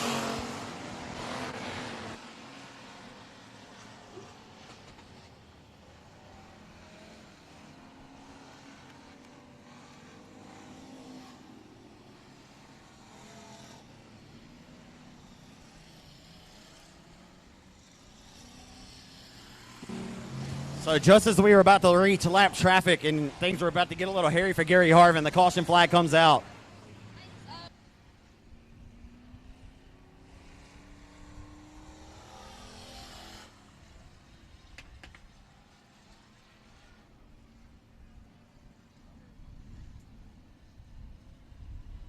Got Neil Kemp's son right here as the hired gun behind your Club 20 car tonight. Are you turning the wrenches on it? What? Are you turning the wrenches on it? Are you the crew chief? Oh, no, not really. No, not really. But you think Justin's going to win this race driving your dad's Club 20 tonight? HE double hockey sticks, yes. Hey, he means hell yes. That's what he thinks. That's a pretty classy move for, how old are you? How old is he? He's 11 years old. Classy move. He's not supposed to say that word. Neither am I, really. How about you folks think that Starvin Harvin, old Gary Harvin's going to get the field into his hip pocket tonight and gobble him up? He has been really hungry for a victory, and to live up to that moniker, Starvin Harvin, we're going back to the green flag. We're underway here at Texarkana. And this puts a pair of 36s on his back bumper. Whitehead's going to go to the top ropes in Club 20. He pushes up the racetrack, washed up at the front end just a little bit as they head down the back straightaway. 16-year-old Connor Mewborn licking his chops, trying to get his first career victory tonight in the factory stocks here at his home racetrack.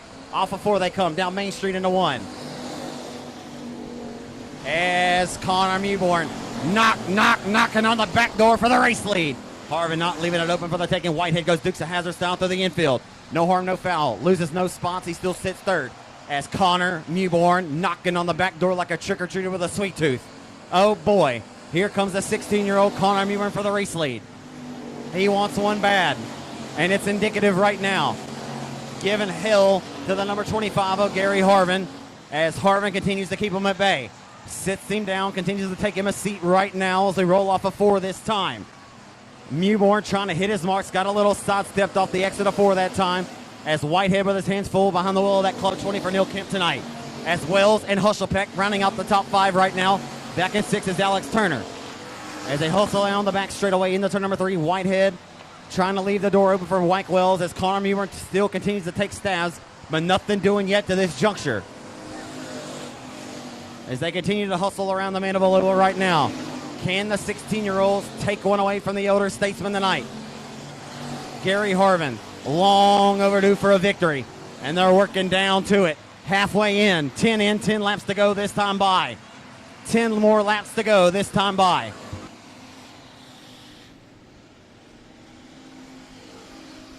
It's going to take a valiant effort from Mewborn to get the job done tonight because Harvin is yet to make a mistake and give him anything to chew on. Not yet one mistake given by Gary Harvin, who is locked in and he's loaded tonight.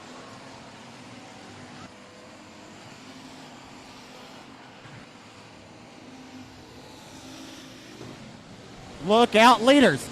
Leaders down the back straightaway trying to get around Jesse Tate, and Harvin will get by unscathed. And a hairier than carry moment there. As now Mewborn will try to squeeze by Jesse Tate.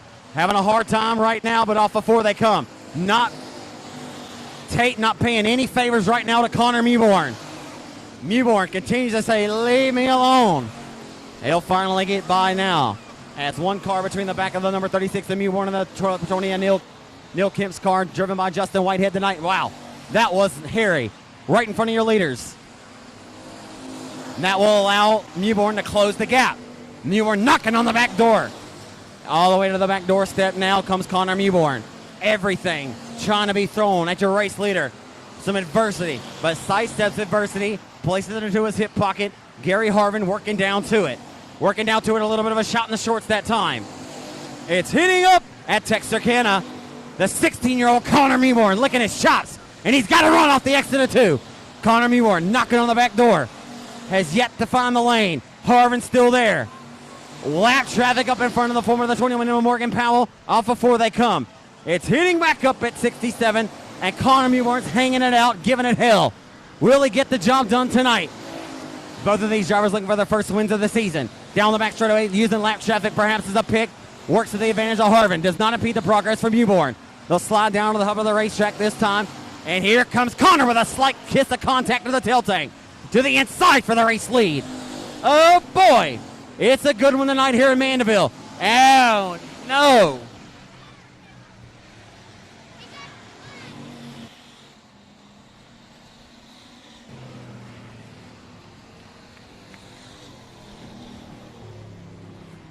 Womp, womp, womp. You did not want to see that caution. Nonetheless, we'll re-rack them and stack them as Gary Harvin now can breathe a sigh of relief as Connor Mewborn was knocking on the back door like a trick-or-treater with a sweet tooth. As Mewborn started hitting his marks as he was driving the car a little bit deeper off into the corner, sealing it off in about a half a lane higher than the 25 of Gary Harvin was. What's up, man? What's your name? My name is Levi. Tell me again, Levi? Yeah. Levi, where are you from, man? I'm from Texas. He's from Texas, y'all. What part of Texas? You from Texarkana, Texas? I hear you. Well, I hear you. You got a favorite driver out here or what? Yeah, my 13 is my Uncle Jesse. Jesse Tate. That dude's a cool dude right there, man. He really had a good night. He was just lap traffic, but he got caught up in some stuff out of his hands. But I've been really impressed with Jesse Tate tonight in his debut in a factory stock. I've been pretty impressed. I want to tell him the number. You want to tell him what? The number. Okay, go ahead. What's his number? It's 13. It's 13, ladies and gentlemen. Biggest fan in the house right here. Y'all give a hand for Levi. Don't you love him? Hey, man. He just said, hey, you're my new friend. You're my friend too, brother. Hey, how about, there we go. All right. You come see me up there anytime. I'm going to let, you want to call them back to the green flag? All right. Say Gary Hart. Say it. So we got out front the race leader. Gary Harvin. It's Gary Harvin, ladies and gentlemen. I'll tell you what, the 16-year-old racerman nipping at his heels, you got Connor Mewborn, ladies and gentlemen. Both of these drivers, 1 and 2 right now, are trying to run away from the winningest driver at Texarkana 67 Speedway over the last 10 years, bar none. Justin Whitehead's the winningest driver, bar none, in the state of Texas, Louisiana, and Arkansas. And I'll kid you not, I've probably interviewed him more times. Oh, he's ready. Hey, I'm autism, and my grandpa died. Oh, you say your grandpa passed away? His grandpa passed away, y'all. Obviously, that's heavy on his heart, man. I bet he was a great man. He was in the Army? Man, he was a bad dude then, I tell you what. He's the reason why we're here tonight celebrating our freedom, ain't it? How about his grandpa, folks? Levi. Coolest kid in town right here, y'all. Hey, where you going, man? You ain't got to go home yet. Hey, I like Minecraft. That's a cool shirt. Thanks.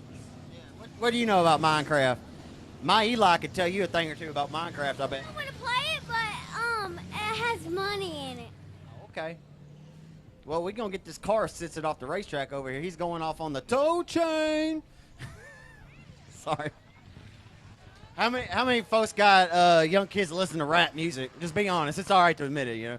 You ever riding around in the car on the radio and you'll hear 2 chains? That's why I came up with the tow chain. I never claimed to be funny, but I think it's funny. Where is he at? Hey, everybody, on the count of 3, say happy birthday. 1, 2, 3. To the wild child, Jimmy Tubbs, tonight. Yeah, tell him happy birthday. He's going to take over. Happy birthday to you. He's taking over, y'all.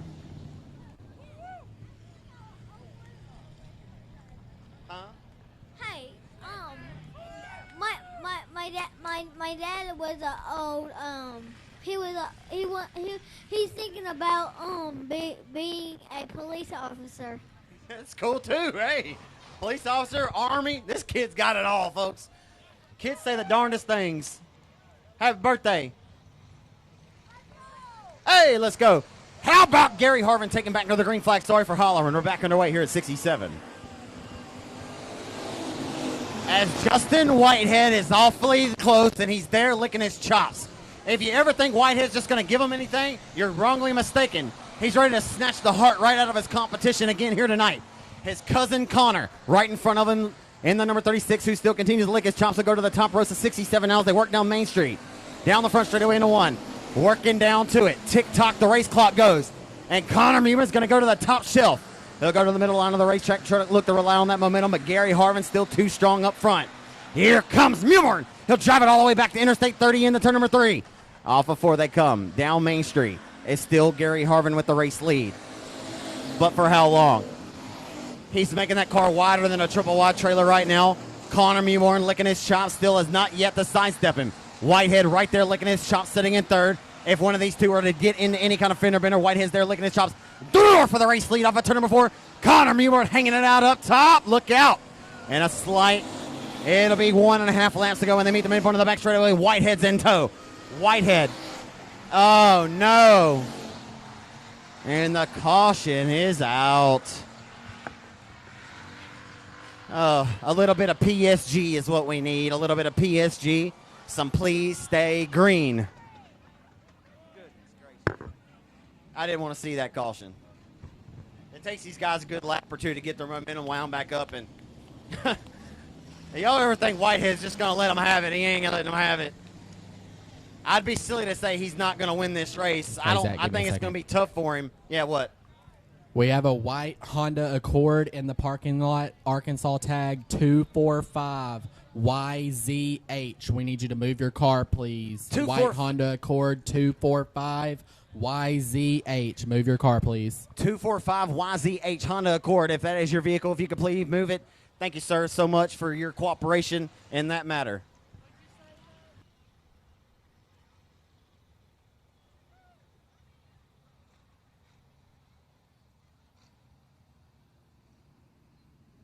All right, 67. We'll ask you here. Do you think Gary Harvin's going to hold off Connor Mewborn and win this race here tonight? Make some noise, Gary Harvin race fans. You don't even necessarily have to be a fan. I just want to know if you think he's going to win this race. How about the 16-year-old Connor Mewborn to break through to get his first career factory stock win tonight? Well, he's giving it AT double hockey sticks, as Neil Kemp's son said. Mighty Mike Wells there licking his chops. How many of you folks got Whitehead to snatch the heart out of the competition again here tonight? This is fun. This is why we show up every week. We're about to find out. Gary Harvin's been starving for a victory. And he gets back on the loud pedal and gets us back in the way, and I don't think the flag, yeah, he likes it. He throws it. That was a healthy start. And the hustle and grind back into one. A nice, healthy restart for Gary Harvin, as it'll be a green-white checkered restart. This time by, they'll hustle down Main Street into one. Harvin trying to get his first win, and we may get a photo finish because Connor's got it hooking up top. Sorry, 2 to go. It's 2 to go. That's just what the doctor ordered for the 16-year-old to get up here and snatch this victory away. As it worked down the back straightaway this time as they head off into turn number 3. Here comes Connor Mewborn for the race lead. Mewborn drives it all the way back to I-30 in the 3. He's hitting up. He's going to try to snatch this one right out of the hip pocket of the 25 of Harvin. Oh, boy. We got a photo finish. Oh! Contact down the front straightaway at the midpoint. They'll hustle off into one. Connor Mewborn, by any means necessary tonight. He's going to roll right to the outside for the race lead. Harvin may not be done yet. They'll drive it deep over into the corner for the final time down the front straightaway into one. Connor Mewborn will win his first ever factory stock main event tonight here at Texarkana in thrilling fashion. Wow. Wow. Oh, baby. You're about to get a raucous victory lane celebration as he just snatched the heart right out of Gary Harvin, right out of his chest. That was impressive.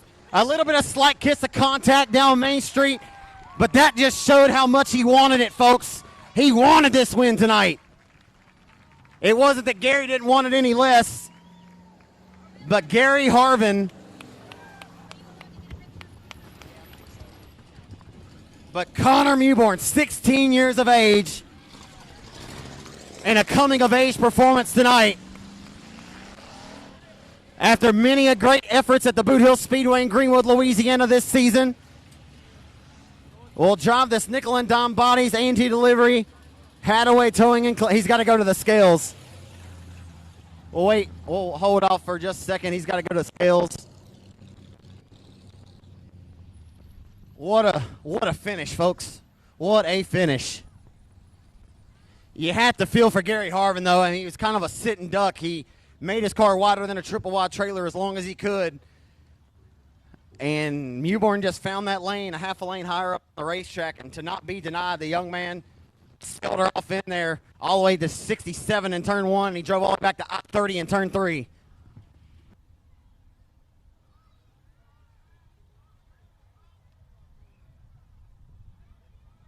Boy, that would be wild if it was a Bloomquist situation. There's no green light.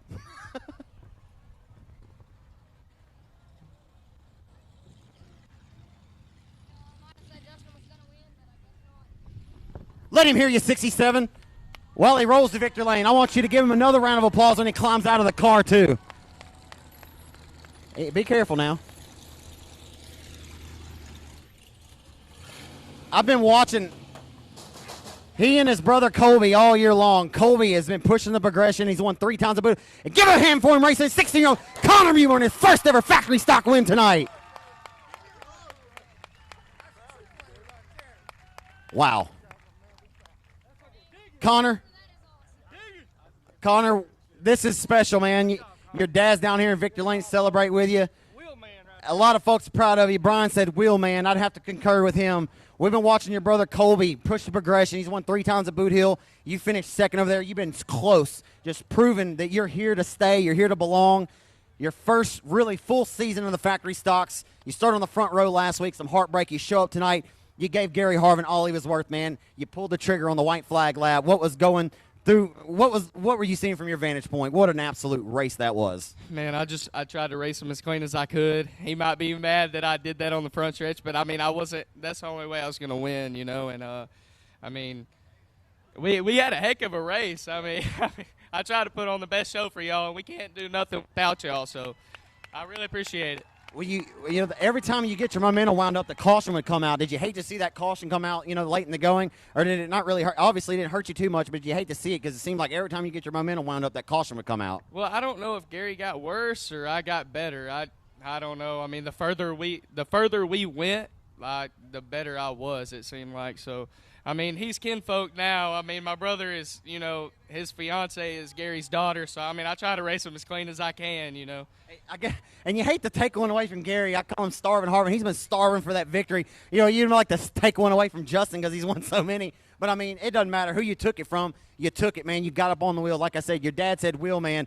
I have to agree. You won some fortune on the races, but this has got to be the most special win yet in your career, man. That was absolutely phenomenal. Yeah, it was. My biggest deal is beating my first cousin, Justin. I'm going to give him hell about it Tuesday at work.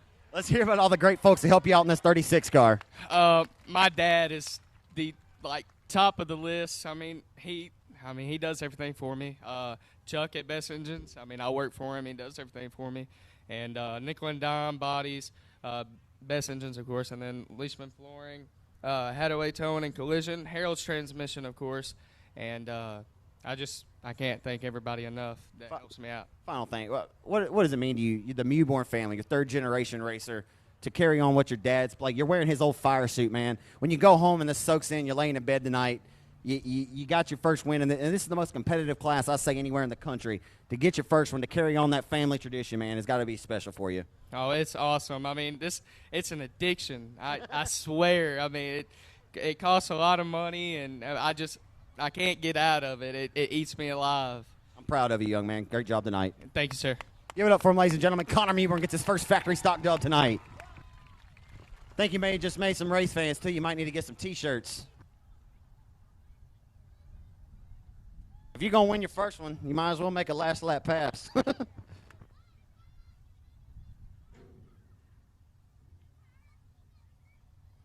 And that, folks, is why I love 67 Speedway as well. I've announced it over 50 different racetracks in this country, and I love this place, man. This was never really in my wheelhouse until 2018, and I love coming here every week. I really do, man. The racing here is absolutely fantastic every single time, and I love it.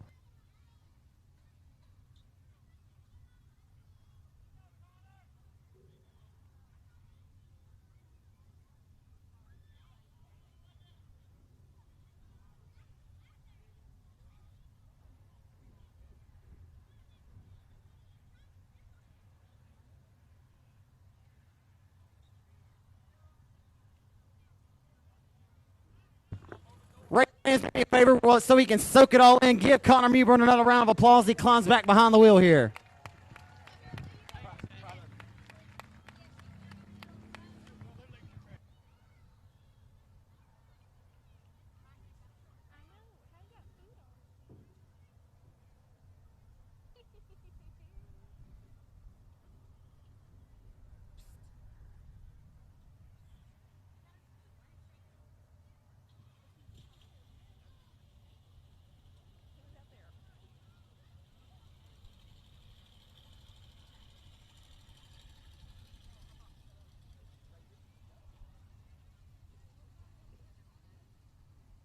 That was fun.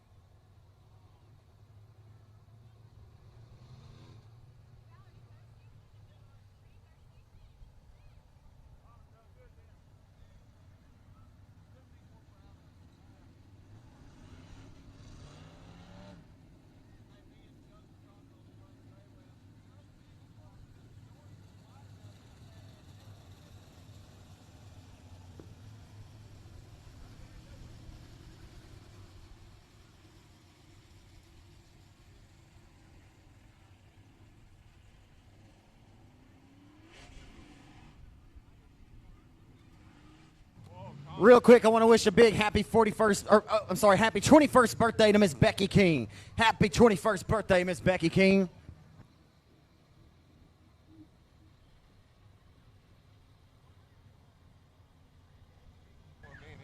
Your limited modified feature events on the racetrack. How about Colby Mewborn? Can the Mewborn sweep tonight? Connor just won. His older brother Colby from the front row are underway from Texarkana, your Southern Sport Mile A main. The hustle and grind will begin into one for 20 laps in distance as they roll off of two. Aaron Rapid Roy, Bailey Turner, Dustin Robinette, Adam Roy, Skeet Amison, BJ Moore, and Michael King Jr. This is the entire field of heavyweights as they hustle off before the yellow flag will come out.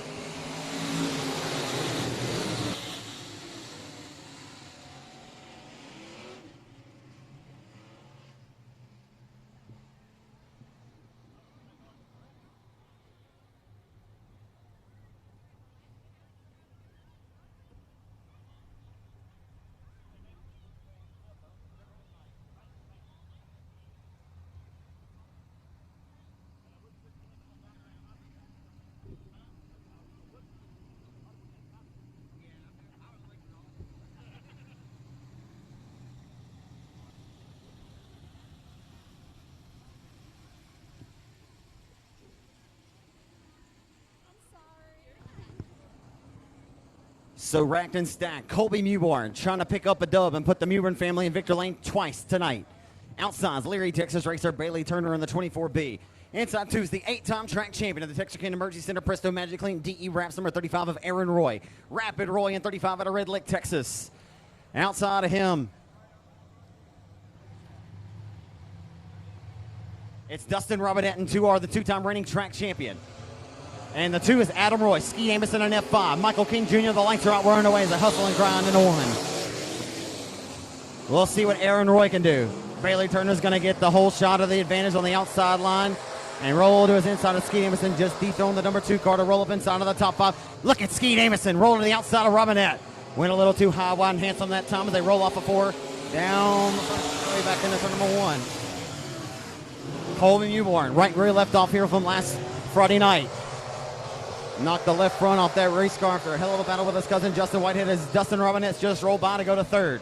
Robinette to the inside for third. He's got it. Robinette will go to third. So Robinette working the wheel and working it well to the inside of Bailey Turner. Turner just a little bit loose now. Off of 2 down the back straightaway. Turner's going to send it full flight into turn number 3 to the outside. Nothing doing that time.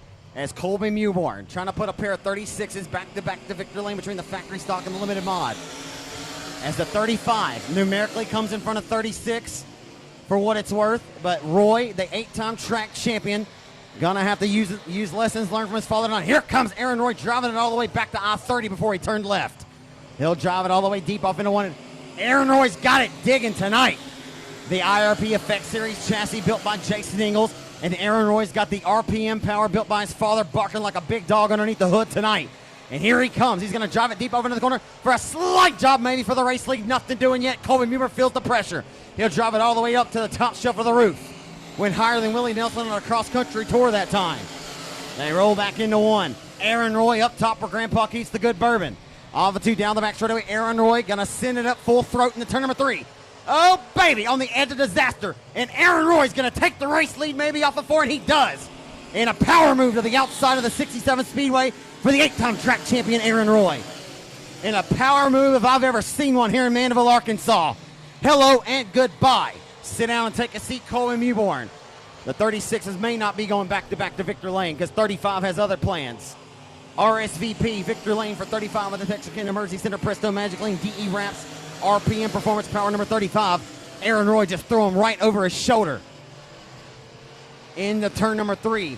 What an impressive performance for the number 35 of the Red Lick, Texas racer, Rapid Roy, Aaron Roy tonight. Back behind him, separated now by about 5 to 6 car lengths. Aaron Roy is on kill. KILL, the radio station, is dialed up on kill tonight as he sings a song and carries that tune into turn number 3. 36 of Mewborn still rides in a comfortable second as he has a large advantage over the number 24P of Bailey Turner, who rides back in third. Amison, a few car lengths behind in fourth, and fifth, Dustin Robinette, the 2-time running track champion. Adam Roy and the 00 of BJ Moore, and a battle here at the tail. as we lost Michael King Jr. early in this race. Tick-tock, the race clock goes. Still 10 laps to go. 10 in, 10 laps to go. This 20-lap affair. And barring a mechanical setback or some kind of catastrophe, Aaron Roy has set the pace. And he's setting the field on kill here tonight. Rolling off of 4 this time. Underneath the flag stand here. Aaron Roy in that IRP chassis. FX Series. Texarkana Emergency Center entry is the field right now. Single file around the top ropes of the Speedway. The line has moved all the way up to the top shelf. We just saw Connor Mewborn move up about a half a lane higher to win that factory stock feature over Gary Harvin on the final circuit. Oh, front end. Yep. Colby Mewborn looked like he broke something on the front end there, but may have just lost the wheel in his hand. Very well, wheel could have came detached by the way that looked. That looked very weird. Looked like the wheel may have came straight out of his hand. He's having hard problems getting into the entry to turn number 3. Nonetheless, Mewborn still holds on to the second spot comfortably for the time being. But for how long, if he continues to have that issue develop, he may open up the door for Bailey Turner out of Leary, Texas to sneak by. Still nothing to worry yet as Aaron Roy is dominating this main event here tonight at 67. The former Comp Cam Summer Nationals winner at Arklatex Speedway, a feature winner at Boot Hill. He's won at every area racetrack. Many wins at Timberlawn Speedway back in 2017 was a standout breakout season for the former hot stock driver, and now been in limited modified for over 10 years as Aaron Roy. And an absolute dominant tour here tonight. I mean, this is impressive. He hasn't had a run this dominant in quite some time. Over a field of drivers who could win any given Friday night at any given racetrack around the Arklatex. It's a quality over quantity night. And you can only hope for Aaron Roy to hold on from here because he has earned this victory to this juncture.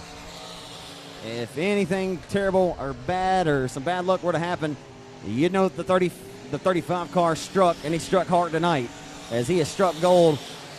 And I don't think he could do any wrong. He may get out in victory lane smiling because this thing is absolutely dominant.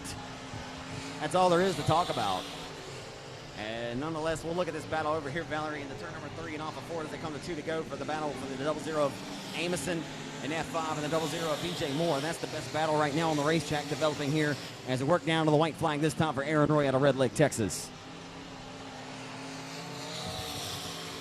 He'll head into 1 and 2 for the final time. Live and on demand on RaceOnTexas.com tonight for all the world to see and for all the folks in these grandstands. The 8-time track champion here in Mandeville, Arkansas will have thrown the entire field into the hip pocket and gobbled them up in a dominant performance tonight. Aaron Roy, Rapid Roy, lives up to the moniker, and he's rapid, fast, and 35. He dominates tonight's main event. Second. And look at this battle for third coming to the line. It's going to be Bailey Turner by about a half of a car length over BJ Morris, Skeet Amos in your top 5. And a great battle for third.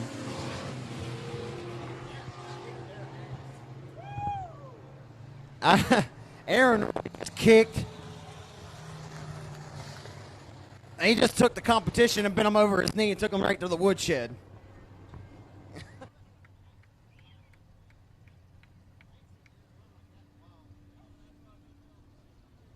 We haven't seen a performance out of Aaron like that in quite some time. You could tell he was hungry for that one.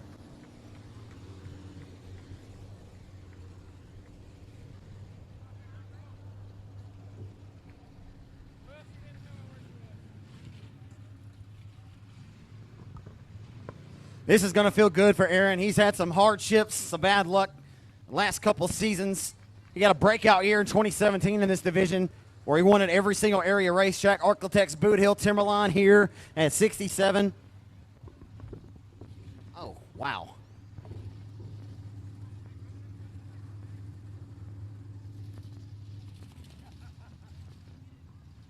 Hurt my ankle.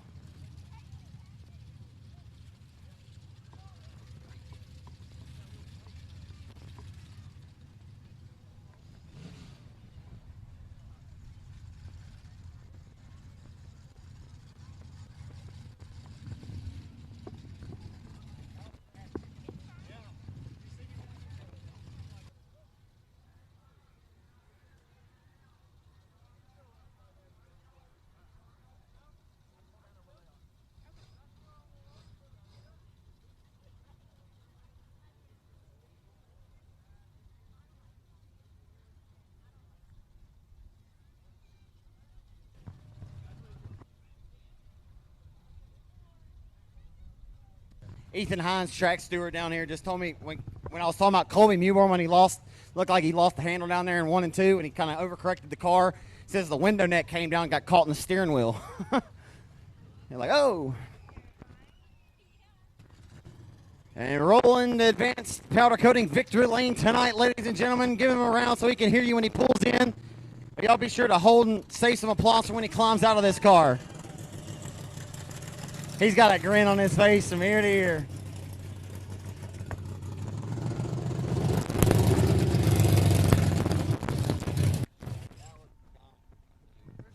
I know it feels good. Getting ready to climb out, folks. Hope you held your applause for the 8-time track champion, Aaron Roy, Rapid Roy, back in 67 Speedway victory lane. My friend, it's been a little while since we've seen you down here in victory lane, man. I told the fans this has to feel as good as any win you've had in recent memory, man. When you power to the outside of Colby Mewborn, he's been as dominant as anybody around this year, man. That had to feel good. This car was just up on kill tonight. Face the race, man. Oh. Yeah, I felt that top one time before I got around him, and I knew I had to get there before he did because he's been so fast this year. It was whoever got there first was going to win the race. So I kind of showed him the nose a few times, got him to go down lower. I don't know, I just knew I had hit my marks from there, and it was over. The car feel as good as it looked for us from our vantage point from where you were sitting? Man, it felt like a rocket. It was. I can't thank IRP, my dad for building the motor, Grego for helping me with setups, like everybody that helps on this thing, man. I can't thank them enough. Like I told myself this winter, I'm getting older, my son's coming up, so I know my time's coming to an end, but the wins are getting harder to come by, and I'm going to celebrate them every time this year. Man, you're an 8-time track champion here for a reason, and I think you got a lot of victories still come yet. You know, not sure what you're going to do with racing, of course. You know, he's coming up, and, you know, these things are hard to foot the bill on, you know. So, you know, I think you still got a lot of great racing left in you, man. But, you know, back to 2017, I told the race fans, you won at Boot Hill, Architects. 2017 was like a really dominant year for you. You feel like this may be the start of something special for you? Because from where I was sitting, from the way this car looked, it looked like you may have hit on something here tonight that could help you going forward. Yeah. I mean, the track was to my liking. I like a heavy track where I can just lay on the floor. But, you know, we've been good on dry tracks at Greenville this year. I got to win, and I got to win at Paris already. So, and you know, I was pretty fast in 16 and 17 with that car, and I really feel like we got this one even better. So hopefully we can just keep some good luck on our side and maybe get some more wins. Anyway, it feels good, doesn't it? It feels great. Let's hear about all the great folks that help you out, my friend. Man, I got Presto Magic Clean, RPM, IRP, Texas Back Institute, Family Medical Associates, Texarkana Emergency Center, Wounded Duck Trucking, Paid Automotive. I'm probably missing somebody, but that's all I can think of right now. Man, you've been at this racetrack whenever it wasn't at its best. You supported this track week in, week out, you know, when there wasn't but 30, 40 cars in the pits. And to win here and you see these stands this packed, this place has always been special to you and your family. To win here with the crowd like that, I know it's got to be pretty cool too. It always feels better with good crowd, good car count, and I know the numbers weren't high tonight, but there was some quality drivers in this limited modified class. Like any of those guys could have won the race. So I mean, to beat those guys, no matter how many what the number was, it felt great. So. If you listen to Race on Texas, I said exactly what you just said verbatim. You take nothing away. You were the dominant car tonight, man. You earned it. Any one of those guys can win any race, any given night at any track around, man. You earned this one. Congratulations, my friend. It's good to see you back in victory lane. Man, thank you, Zach. Thanks for everybody coming. Appreciate it. Give it up for him, folks. The 8-time track champ, Rapid Roy, Aaron Roy, back in victory lane.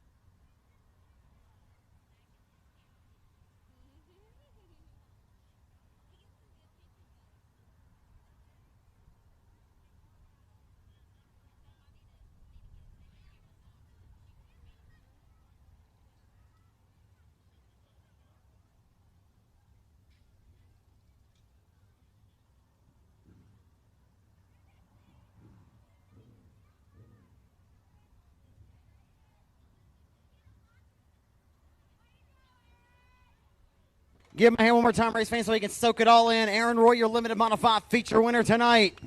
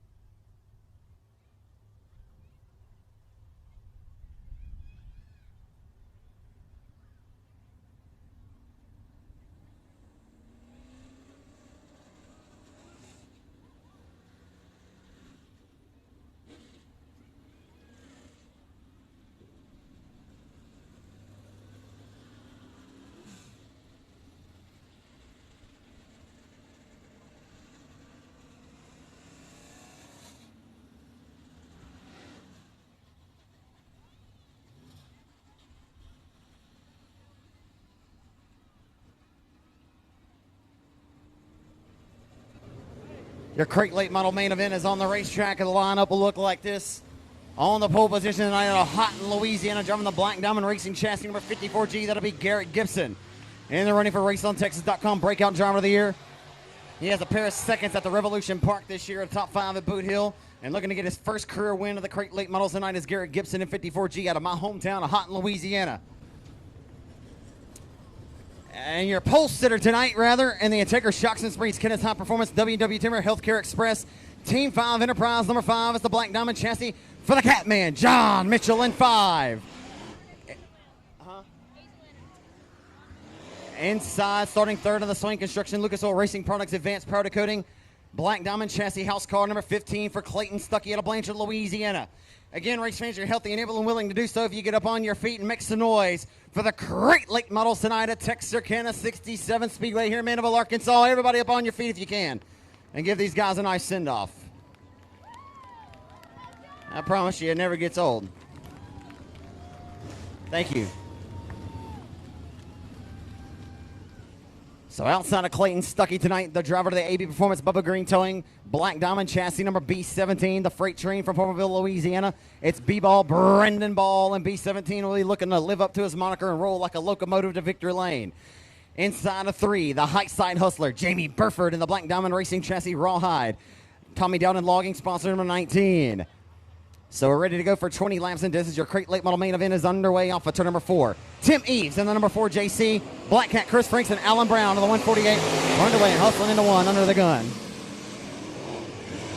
Ready to rock, the gun is cocked and they lock and load down the back straightaway. Gibson separates himself from Stuckey, driving underneath nearly the fuel cells. The B17, a Ball, who's back and forth with the 19, a Burford flank down on the bottom of the racetrack who is inside. Trying to go 3 different lanes behind there momentarily as they hustle down Main Street into 1. Down the boulevard into 1 and 2. The 54G at Gibson, and look at this. As Burford just slid up in front, took that spot away from the 15 of Stuckey, and now he'll set his crosshairs to the back decklet of the 54G at Garrett Gibson. Boy, has Garrett Gibson turned the tide. Gibson has turned his tide. Been awfully impressive to watch this young man's progression. If he gets up here and takes one away from the Catman at his home racetrack, there would be nothing more impressive. As he has got a hot rod tonight, Garrett Gibson around the top shelf of the racetrack. Here he comes for the race lead into 1. Gibson's going to continue to hammer the high road of the Speedway as Catman right around those Juke tires. Couldn't get in lower to the Mudcat in the Mississippi River right now as the Catman, John Mitchell, will go now to the top ropes as Gibson's got to run. Here comes Garrett Gibson for the race lead. Gibson continues to tippy-toe around the top shelf of the racetrack as the 19 being brought along in tow, but a half a straightaway behind as the 19 of the High Side Hustler Burford of the caution flag comes out for the freight train. The caution flag comes out for the freight train. Brendan Ball didn't see what happened to him over there, but facing up the racetrack, the B17 didn't see what happened to Ball there.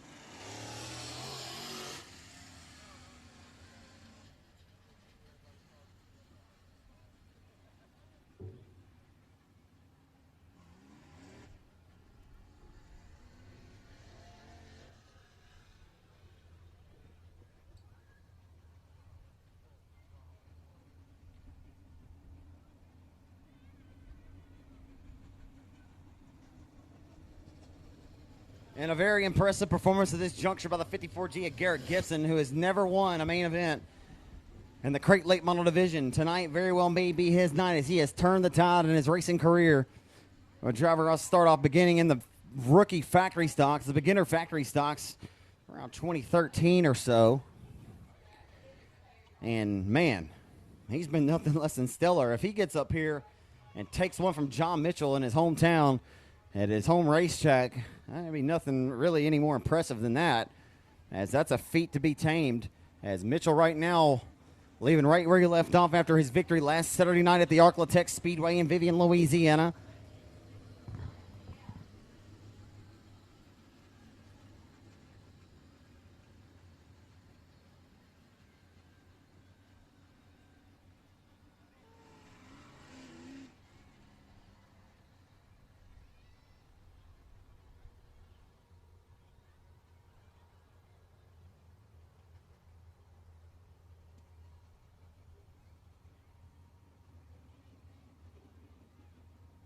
So tough break for Ball. He hasn't went off on the toe chain very many times this season.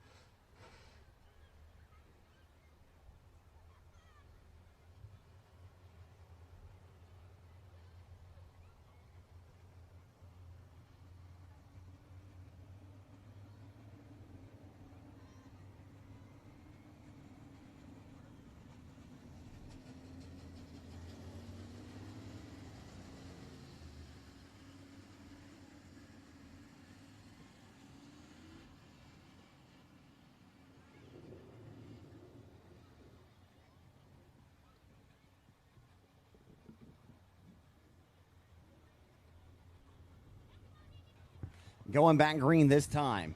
Can't speak enough of what Garrett Gibson's done and pushing the progression of his young racing career. A hand over at the Black Diamond Racing Chassis Shop in Blanchard, Louisiana. And he obviously has been listening and learning and taking notes from the likes of B.J. Robinson as the caution flag comes right back on the speedway. And Burford just drove up in the fuel cell. Look out, Stuckey, look out, Eves underneath the fuel cell of Burford. Goodness gracious.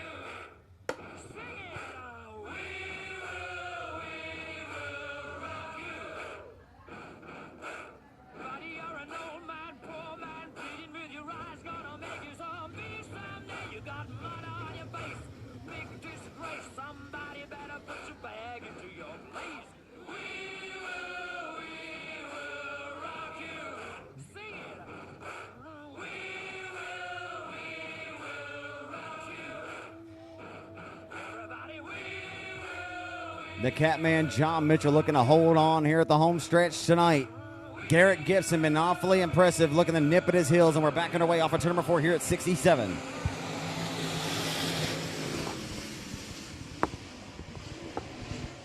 Gibson gets the outside line advantage, power to the outside, separates himself by about 2.5 car lengths over the 19 to the high side hustler, Jamie Burford. They'll continue to roll and stroll their way here off the exit of corner number 4 with John Mitchell still your race leader in 5. Gibson back in hot pursuit. He's starting to hit his marks again. Looking to reel back in the Catman right now for the race lead, as not allowing to get out of his crosshairs, as he still has him dialed up right now. Missile engaged. The 54G of Garrett Gibson. Black Diamond race cars. 1, 2, 3, 4 right now on the speedways. They hustle off at turn number 4 and down the front straightaway back into turn number 1. You'll find a pair of rockets in 5th and 6th in the form of Alan Brown and Black Cat Chris Franks. As the Black Diamond at the tail of the field in the form of the 4JC of Tim Eves. As they're all high side top rope running right now. As Crate Racing USA, Crate Late Model National points at stake tonight. And not a super strong field of cars that are checked into pits tonight. But nonetheless, it's a quality over quantity night. Every division is checked into the pits tonight here in Mandeville. As it continues to be the Catman, John Mitchell hitting his marks. Picking right where he left off again last Saturday night in Vivian, Louisiana at Gene Borders Arclitect Speedway. Scoring the Crate Late Model victory, the first time ever for the Crate Late Models to visit the Vivian, Louisiana quarter-mile oval. As Mitchell right now crossing underneath the advanced powder coating flag stand here in Black Diamond Race Cars feature event for the Crate Racing USA Crate Late Models. And the Integra Shocks and Springs Kenneth High Performance W&W Timber Healthcare Express number 5 always has some fast healthcare, and he's got that thing dialed up super fast tonight for the Catman. Tick tock, the race clock goes. The sand of the hourglass starting to tick away. We're working into it this time. It'll be only halfway in, halfway to go. 10 in, 10 laps to go. This 20-lap affair for the Crate Late Models. As the high side hustler, Jamie Burford, he may want to caution because he... Damn.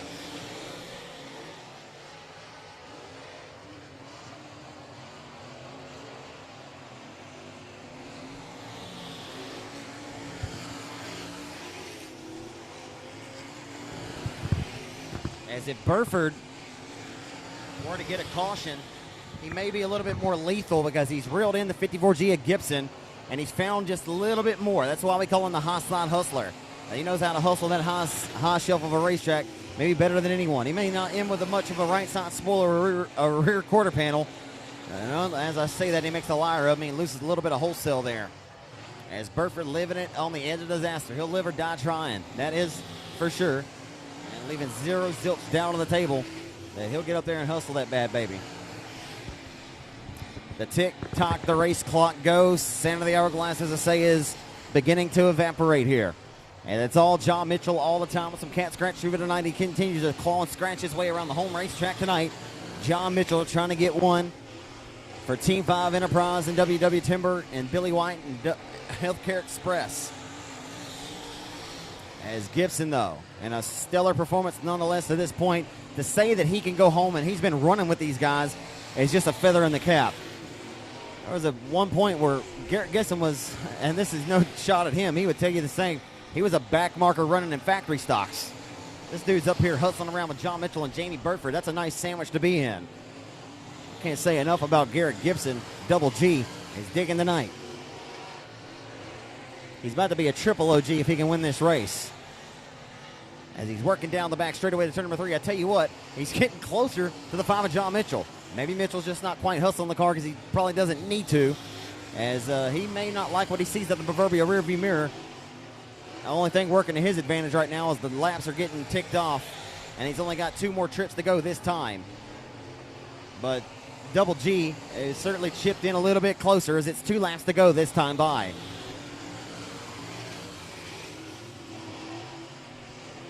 John Mitchell trying to hold on here at the home racetrack tonight in Mandeville. About a 15-minute drive back to the crib for him. On many a nights that have been logged up and down I-30 and Interstate 20 and 220. The racetracks all over the Mid-South. This is a much comfortable drive home. And Gibson has closed the gap, but it's going to be all for naught because it's just a little too late for him. Final time down the back straightaway into turn number 3.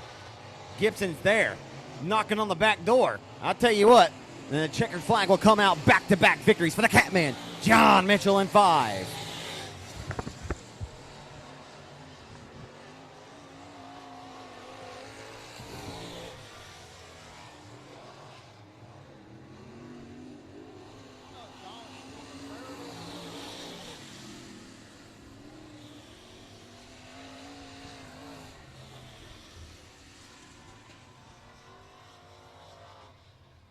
I don't know if John was just being conservative there at the end, but Gibson shaved down that lead, which was a comfortable advantage out front for John. But Gibson shaved quite a few car lengths off there in the late going. But John's a smart racer and probably liked what he saw out of the proverbial rearview mirror. And he'll coast the Advanced Powder Coating Victory Lane here in your Black Diamond Race Cars feature event tonight for the Crate Late Models. We do have one feature event to go yet, folks. Y'all ain't going to beat traffic or anything. You might as well hang out for it. I'm just kidding you. Hey, thank y'all so much, folks that are headed out. Thank y'all for choosing 67 tonight as your official racing destination. Hope you come back and see us at our next scheduled event. I believe we're back in action next Friday night. If we're not, then check out the schedule. Stay tuned with us on Facebook and 67speedway.com.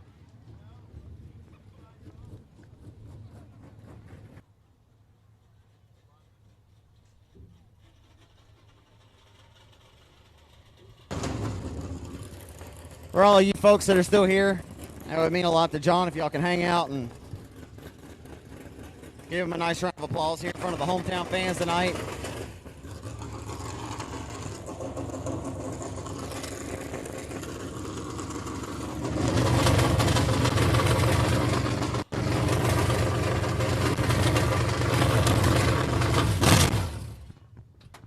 All you hometown fans, y'all be sure to give it up for the driver of the Rocket XR1, Healthcare Express, W&W Timber, Kaiser Manufacturing, Kenneth High Performance, Base Racing Fuel, Tommy Dowd and Logging, for the Catman, John Mitchell in 5.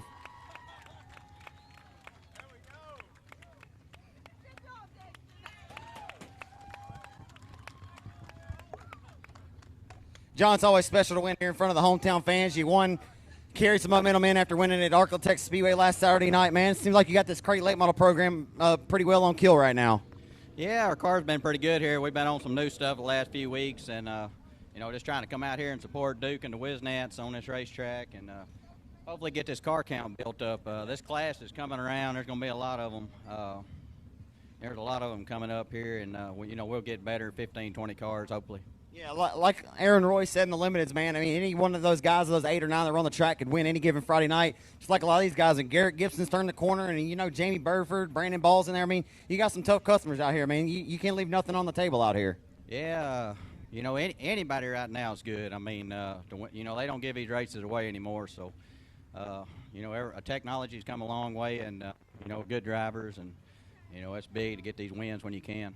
Yeah, and these crate motors you're running, I mean, everybody's so even as well. Yeah, it makes the racing pretty tight. You know, it's a lot cheaper than that open motor race, and we still run both cars. We'll be at Boot Hill tomorrow night for the comp race. How much was Alan kind of giving you, you know, indication you had a pretty sizable lead? I saw you slow down a little bit there in the late. I'm sure you were just playing conservative a little bit, weren't you? Yeah, he gave me a little distance there, and I was just kind of moving around a little bit and just trying not to mess up. It's always nice to have about a 10 or 15-minute drive home, isn't it? Man, it's nice, and, you know, I know a lot of, you know, my hometown track here, so, you know, it's good to come out and see everybody supporting this place. Yeah, man, I know you got a lot of great supporters as well in this 5 car. You couldn't do without them, man. Let's hear about those folks. Yeah, Billy and Kim White, W&W Timber, Healthcare Express, Base Race Fuel, Rocket Chassis, Kaiser Manufacturing, Texarkana Tire and Wheel, MI Truck Center, TWA Truck Wash down the road here. We just Razor Edge Graphics. I mean, we just got a bunch of FK rod ends. There's a lot of people that help us get up and down the road. Final thing, man, you talk about get the car count up. Is this not the most underrated racetrack around? I mean, I talk about it all the time. This has got to be the most badass racetrack that people don't seem, I'm not saying don't support, but this racetrack is really good, isn't it? Yeah, this place races good, and, you know, they're getting a handle on it. You know, they're just getting in here. You know, they're putting a lot of money in this place, and it's got a lot of improvements, and like I say, they're going to work on the track a little bit next year, and you know, they got big things for this place. You know, they just kind of getting, you know, just learning from their mistakes a little bit, but everybody's going to have to bear with them, and you know, they'll have a nice joint. Absolutely. Congratulations to you, John. Well-earned victory for you tonight, my friend, and a nice 10, 15-minute drive home. Yep, thanks. John Mitchell, ladies and gentlemen, give him a round of applause. The Catman and Advanced Powder Coating. Victor Lane for your Black and Diamond Race Cars feature event here at 67.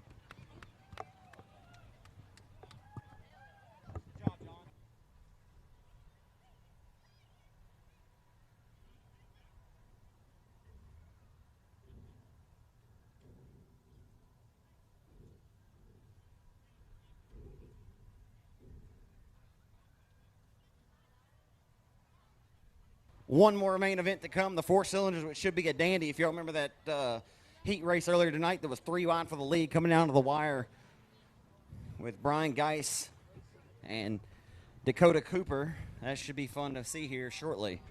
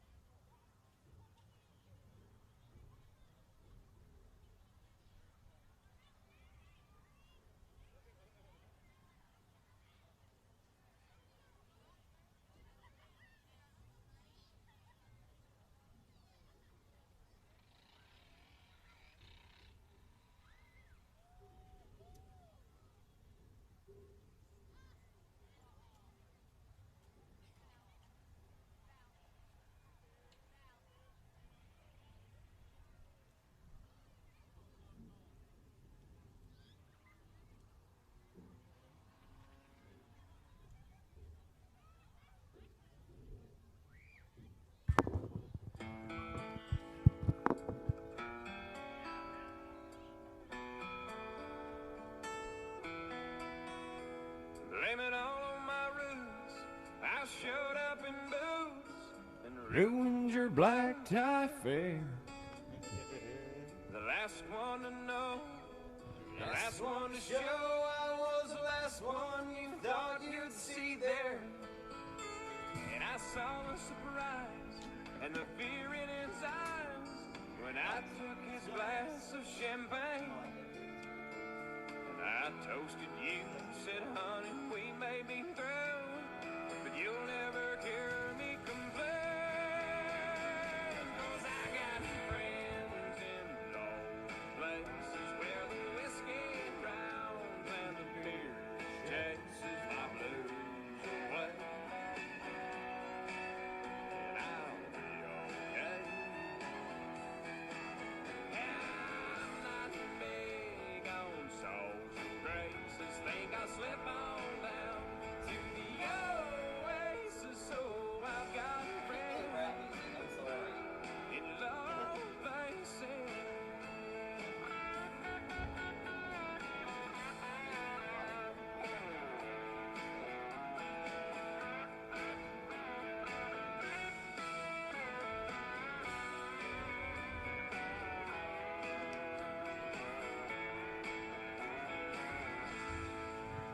Well, I guess I was wrong.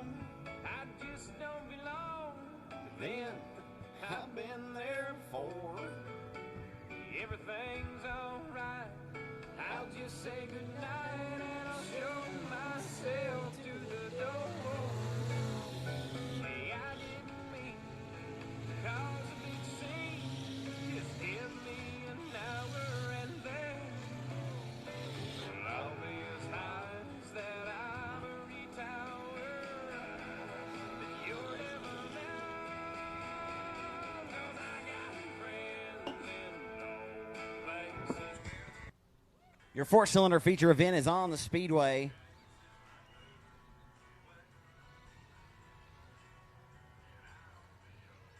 I'll be okay.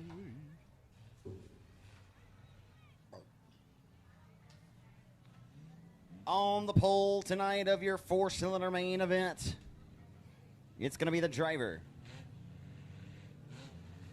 of the number 4R of Danny Rambo, earning the pole position tonight. Outside of the pole sitter of Danny Rambo is going to be the 12F out of Amity, Arkansas, Stephen Fagan. Now, inside of row number 2, it's the Juice Man, Brian Geis, and car number 10G.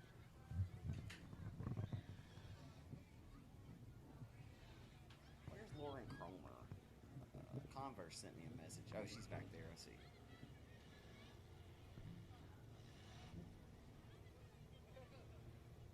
J.C. Stewart in 34J. Racing Roy in car number 35. It starts inside of row number 3. And that Mafia race car, number 35, Modern Primitives, Presto Magic Clean DE Wraps, number 35. 11 years old is Racing Roy. And the Family and Medical Associates, number 35.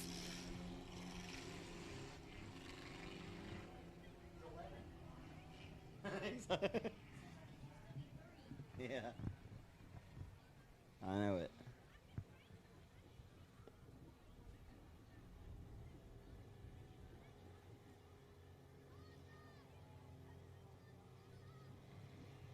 Jason Salter's cousin, Lance Salter, out of Texarkana, Arkansas, and car number 22L here. We got Nicholas Coco out of Nash, Texas.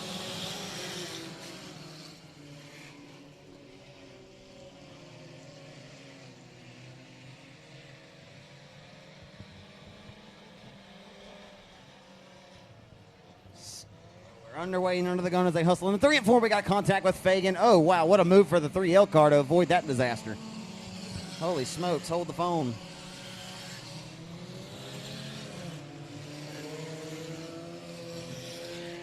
And we stay clean and we stay green as Danny Rambo right now your race leader. Into turn number 3 they come. It's going to be the Juice Man, Brian Geis, sitting in second. 35 of Racing Roy. He looks pretty good for an 11-year-old, doesn't he? And a slide job across the nose here for 5th, baby. How do you like me now? The 10 car, Lauren Cromer. Lauren putting one up here for the ladies.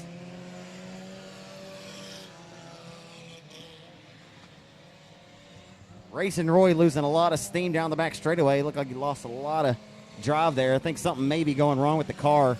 And it is, because I think his foot's matted to the floorboard, and that car just ain't moving, and he pulls it down to the infield. You could see that one coming. Tough break for the youngster, Racing Roy, who's got the sharpest race car of the bunch. And the caution flag comes out.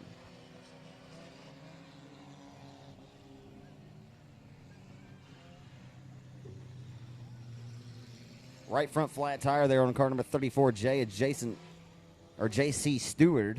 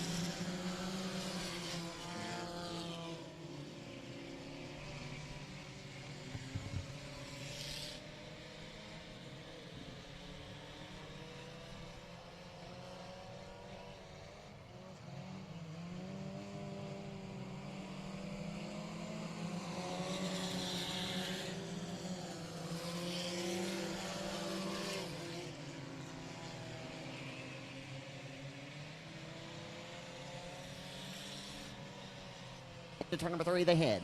It's the 4R Danny Rambo with the race lead right now as he hustles off of turn number 4. And he'll head down Main Street this time. As no one yet to this juncture has anything for him, is the 10 car of the Juice Man, Brian Geis. Is holding on to the second spot, but for how long? As it is a comfortable advantage out front for your race leader to the 4 of Rambo, as maybe the car in third is heating up for it. The Texarkana tire, number 42. Working the wheel and working her will.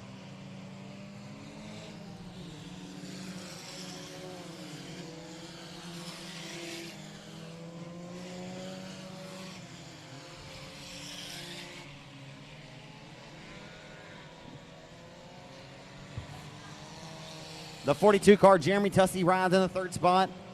As off of turn number 4, halfway in and halfway to go. 6 in, 6 laps to go with this affair as we roll down the boulevard into turn number 1.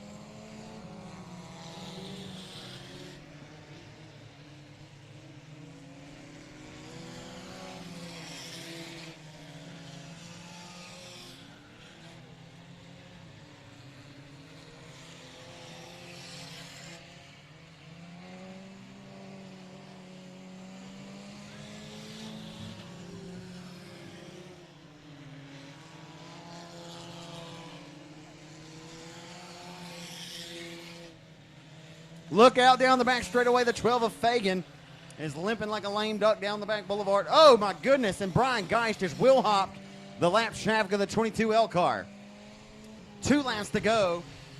And we may get a caution, but I'm not so sure that we will, as we'll stay hustling and grinding around the racetrack right now. The 4 of Rambo is still your race leader.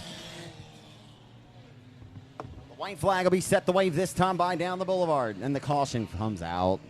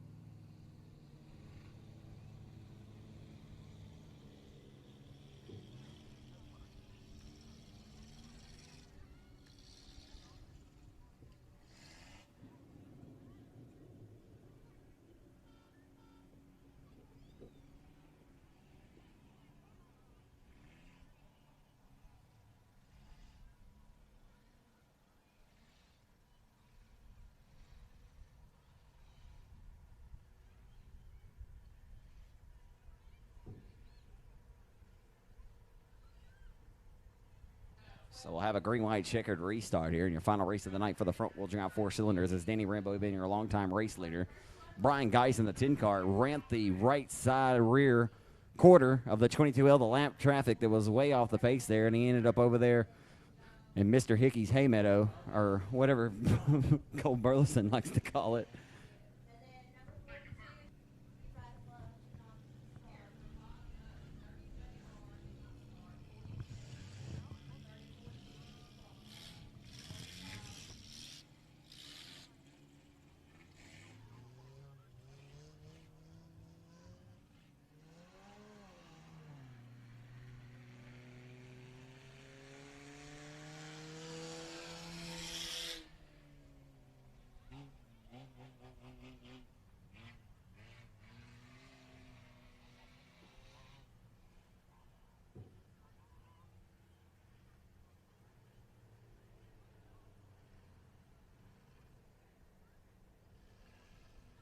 I'm not so sure what's going on out yonder.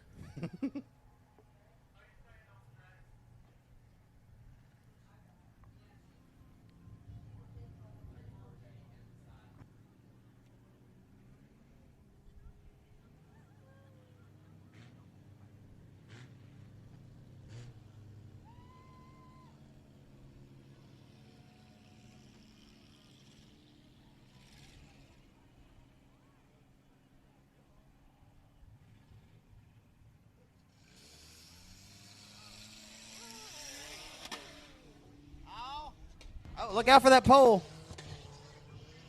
Sorry. He's a little hot underneath the collar. Sound like he's finna blow that thing on up. Look, no jokes. I don't know exactly. I just know he was dismissed, so he was upset. I ain't gonna add any more insight to that. I hate it for him. So we'll get this one back underway next year, as Danny Rambo should be your race leader at that time.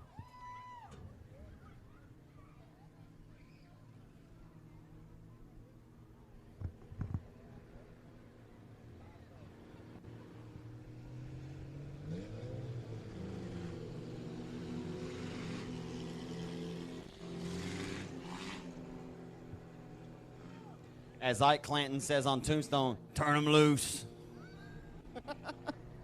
I apologize.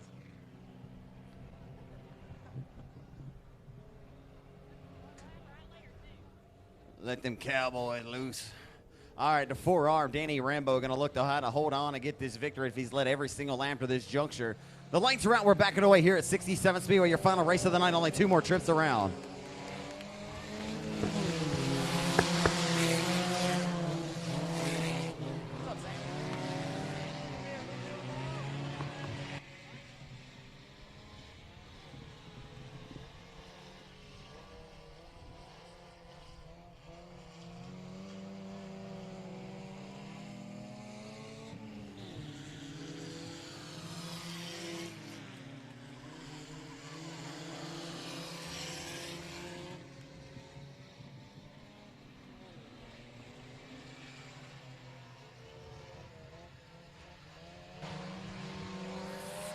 Off of turn number 4 to a white flag for Danny Rambo,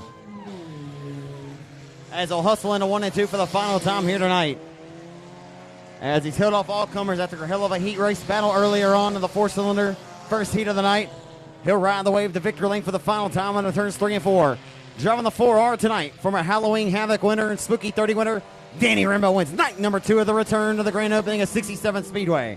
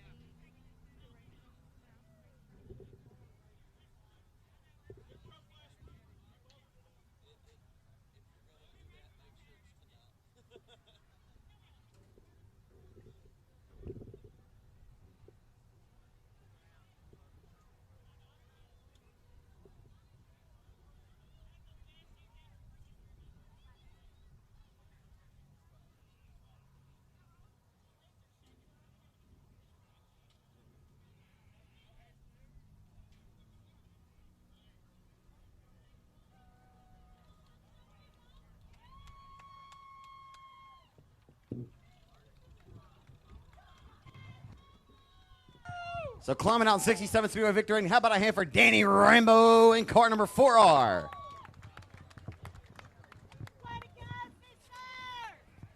Way to go, sister. That's my daughter here.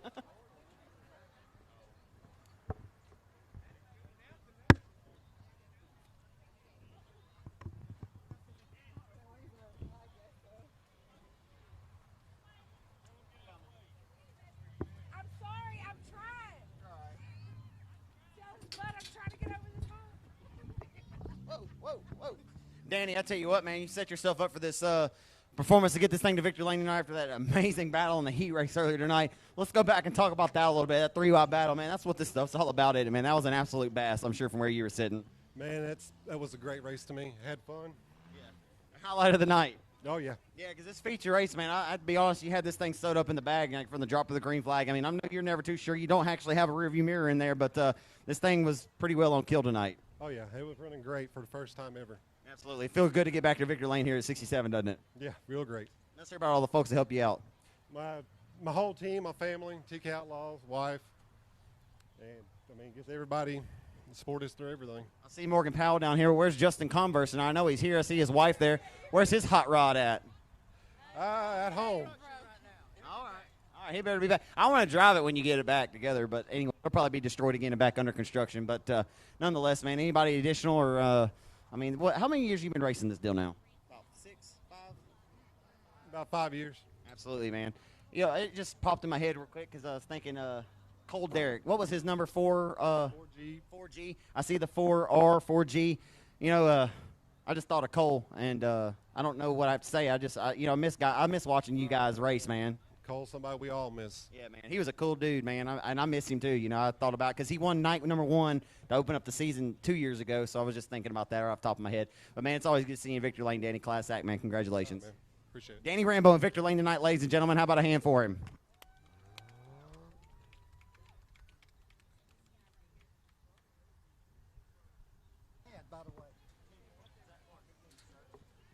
Hey, for all of you great diehard fans that are on your way to the fences and on the way out to your cars, if you can still hear me, on behalf of the Wizenant family, we thank y'all so much. On behalf of the ticket booth workers, concession stand workers, anybody in the staff you came in contact with, we thank y'all so much for choosing 67 Speedway tonight as your official racing destination. I'm Zach Clark with RaceOnTexas.com. My good friend Valerie Wills behind the lens always does a fantastic job for Race on Texas. For all the folks watching live on RaceOnTexas.com Speed Pass, we certainly do thank all of you folks for spending your hard-earned money with us. You could have chose to do anything else. You could have went to the movies. You could have went anywhere else tonight, but you chose to come here and hang out with us to kick off your July 4th weekend. Everybody, please be safe for the rest of the weekend and drive safe, headed home. Drive fast, take a chance, but be easy with it. Be blessed and be a blessing, and we'll see you at the next area racetrack. Everyone be good.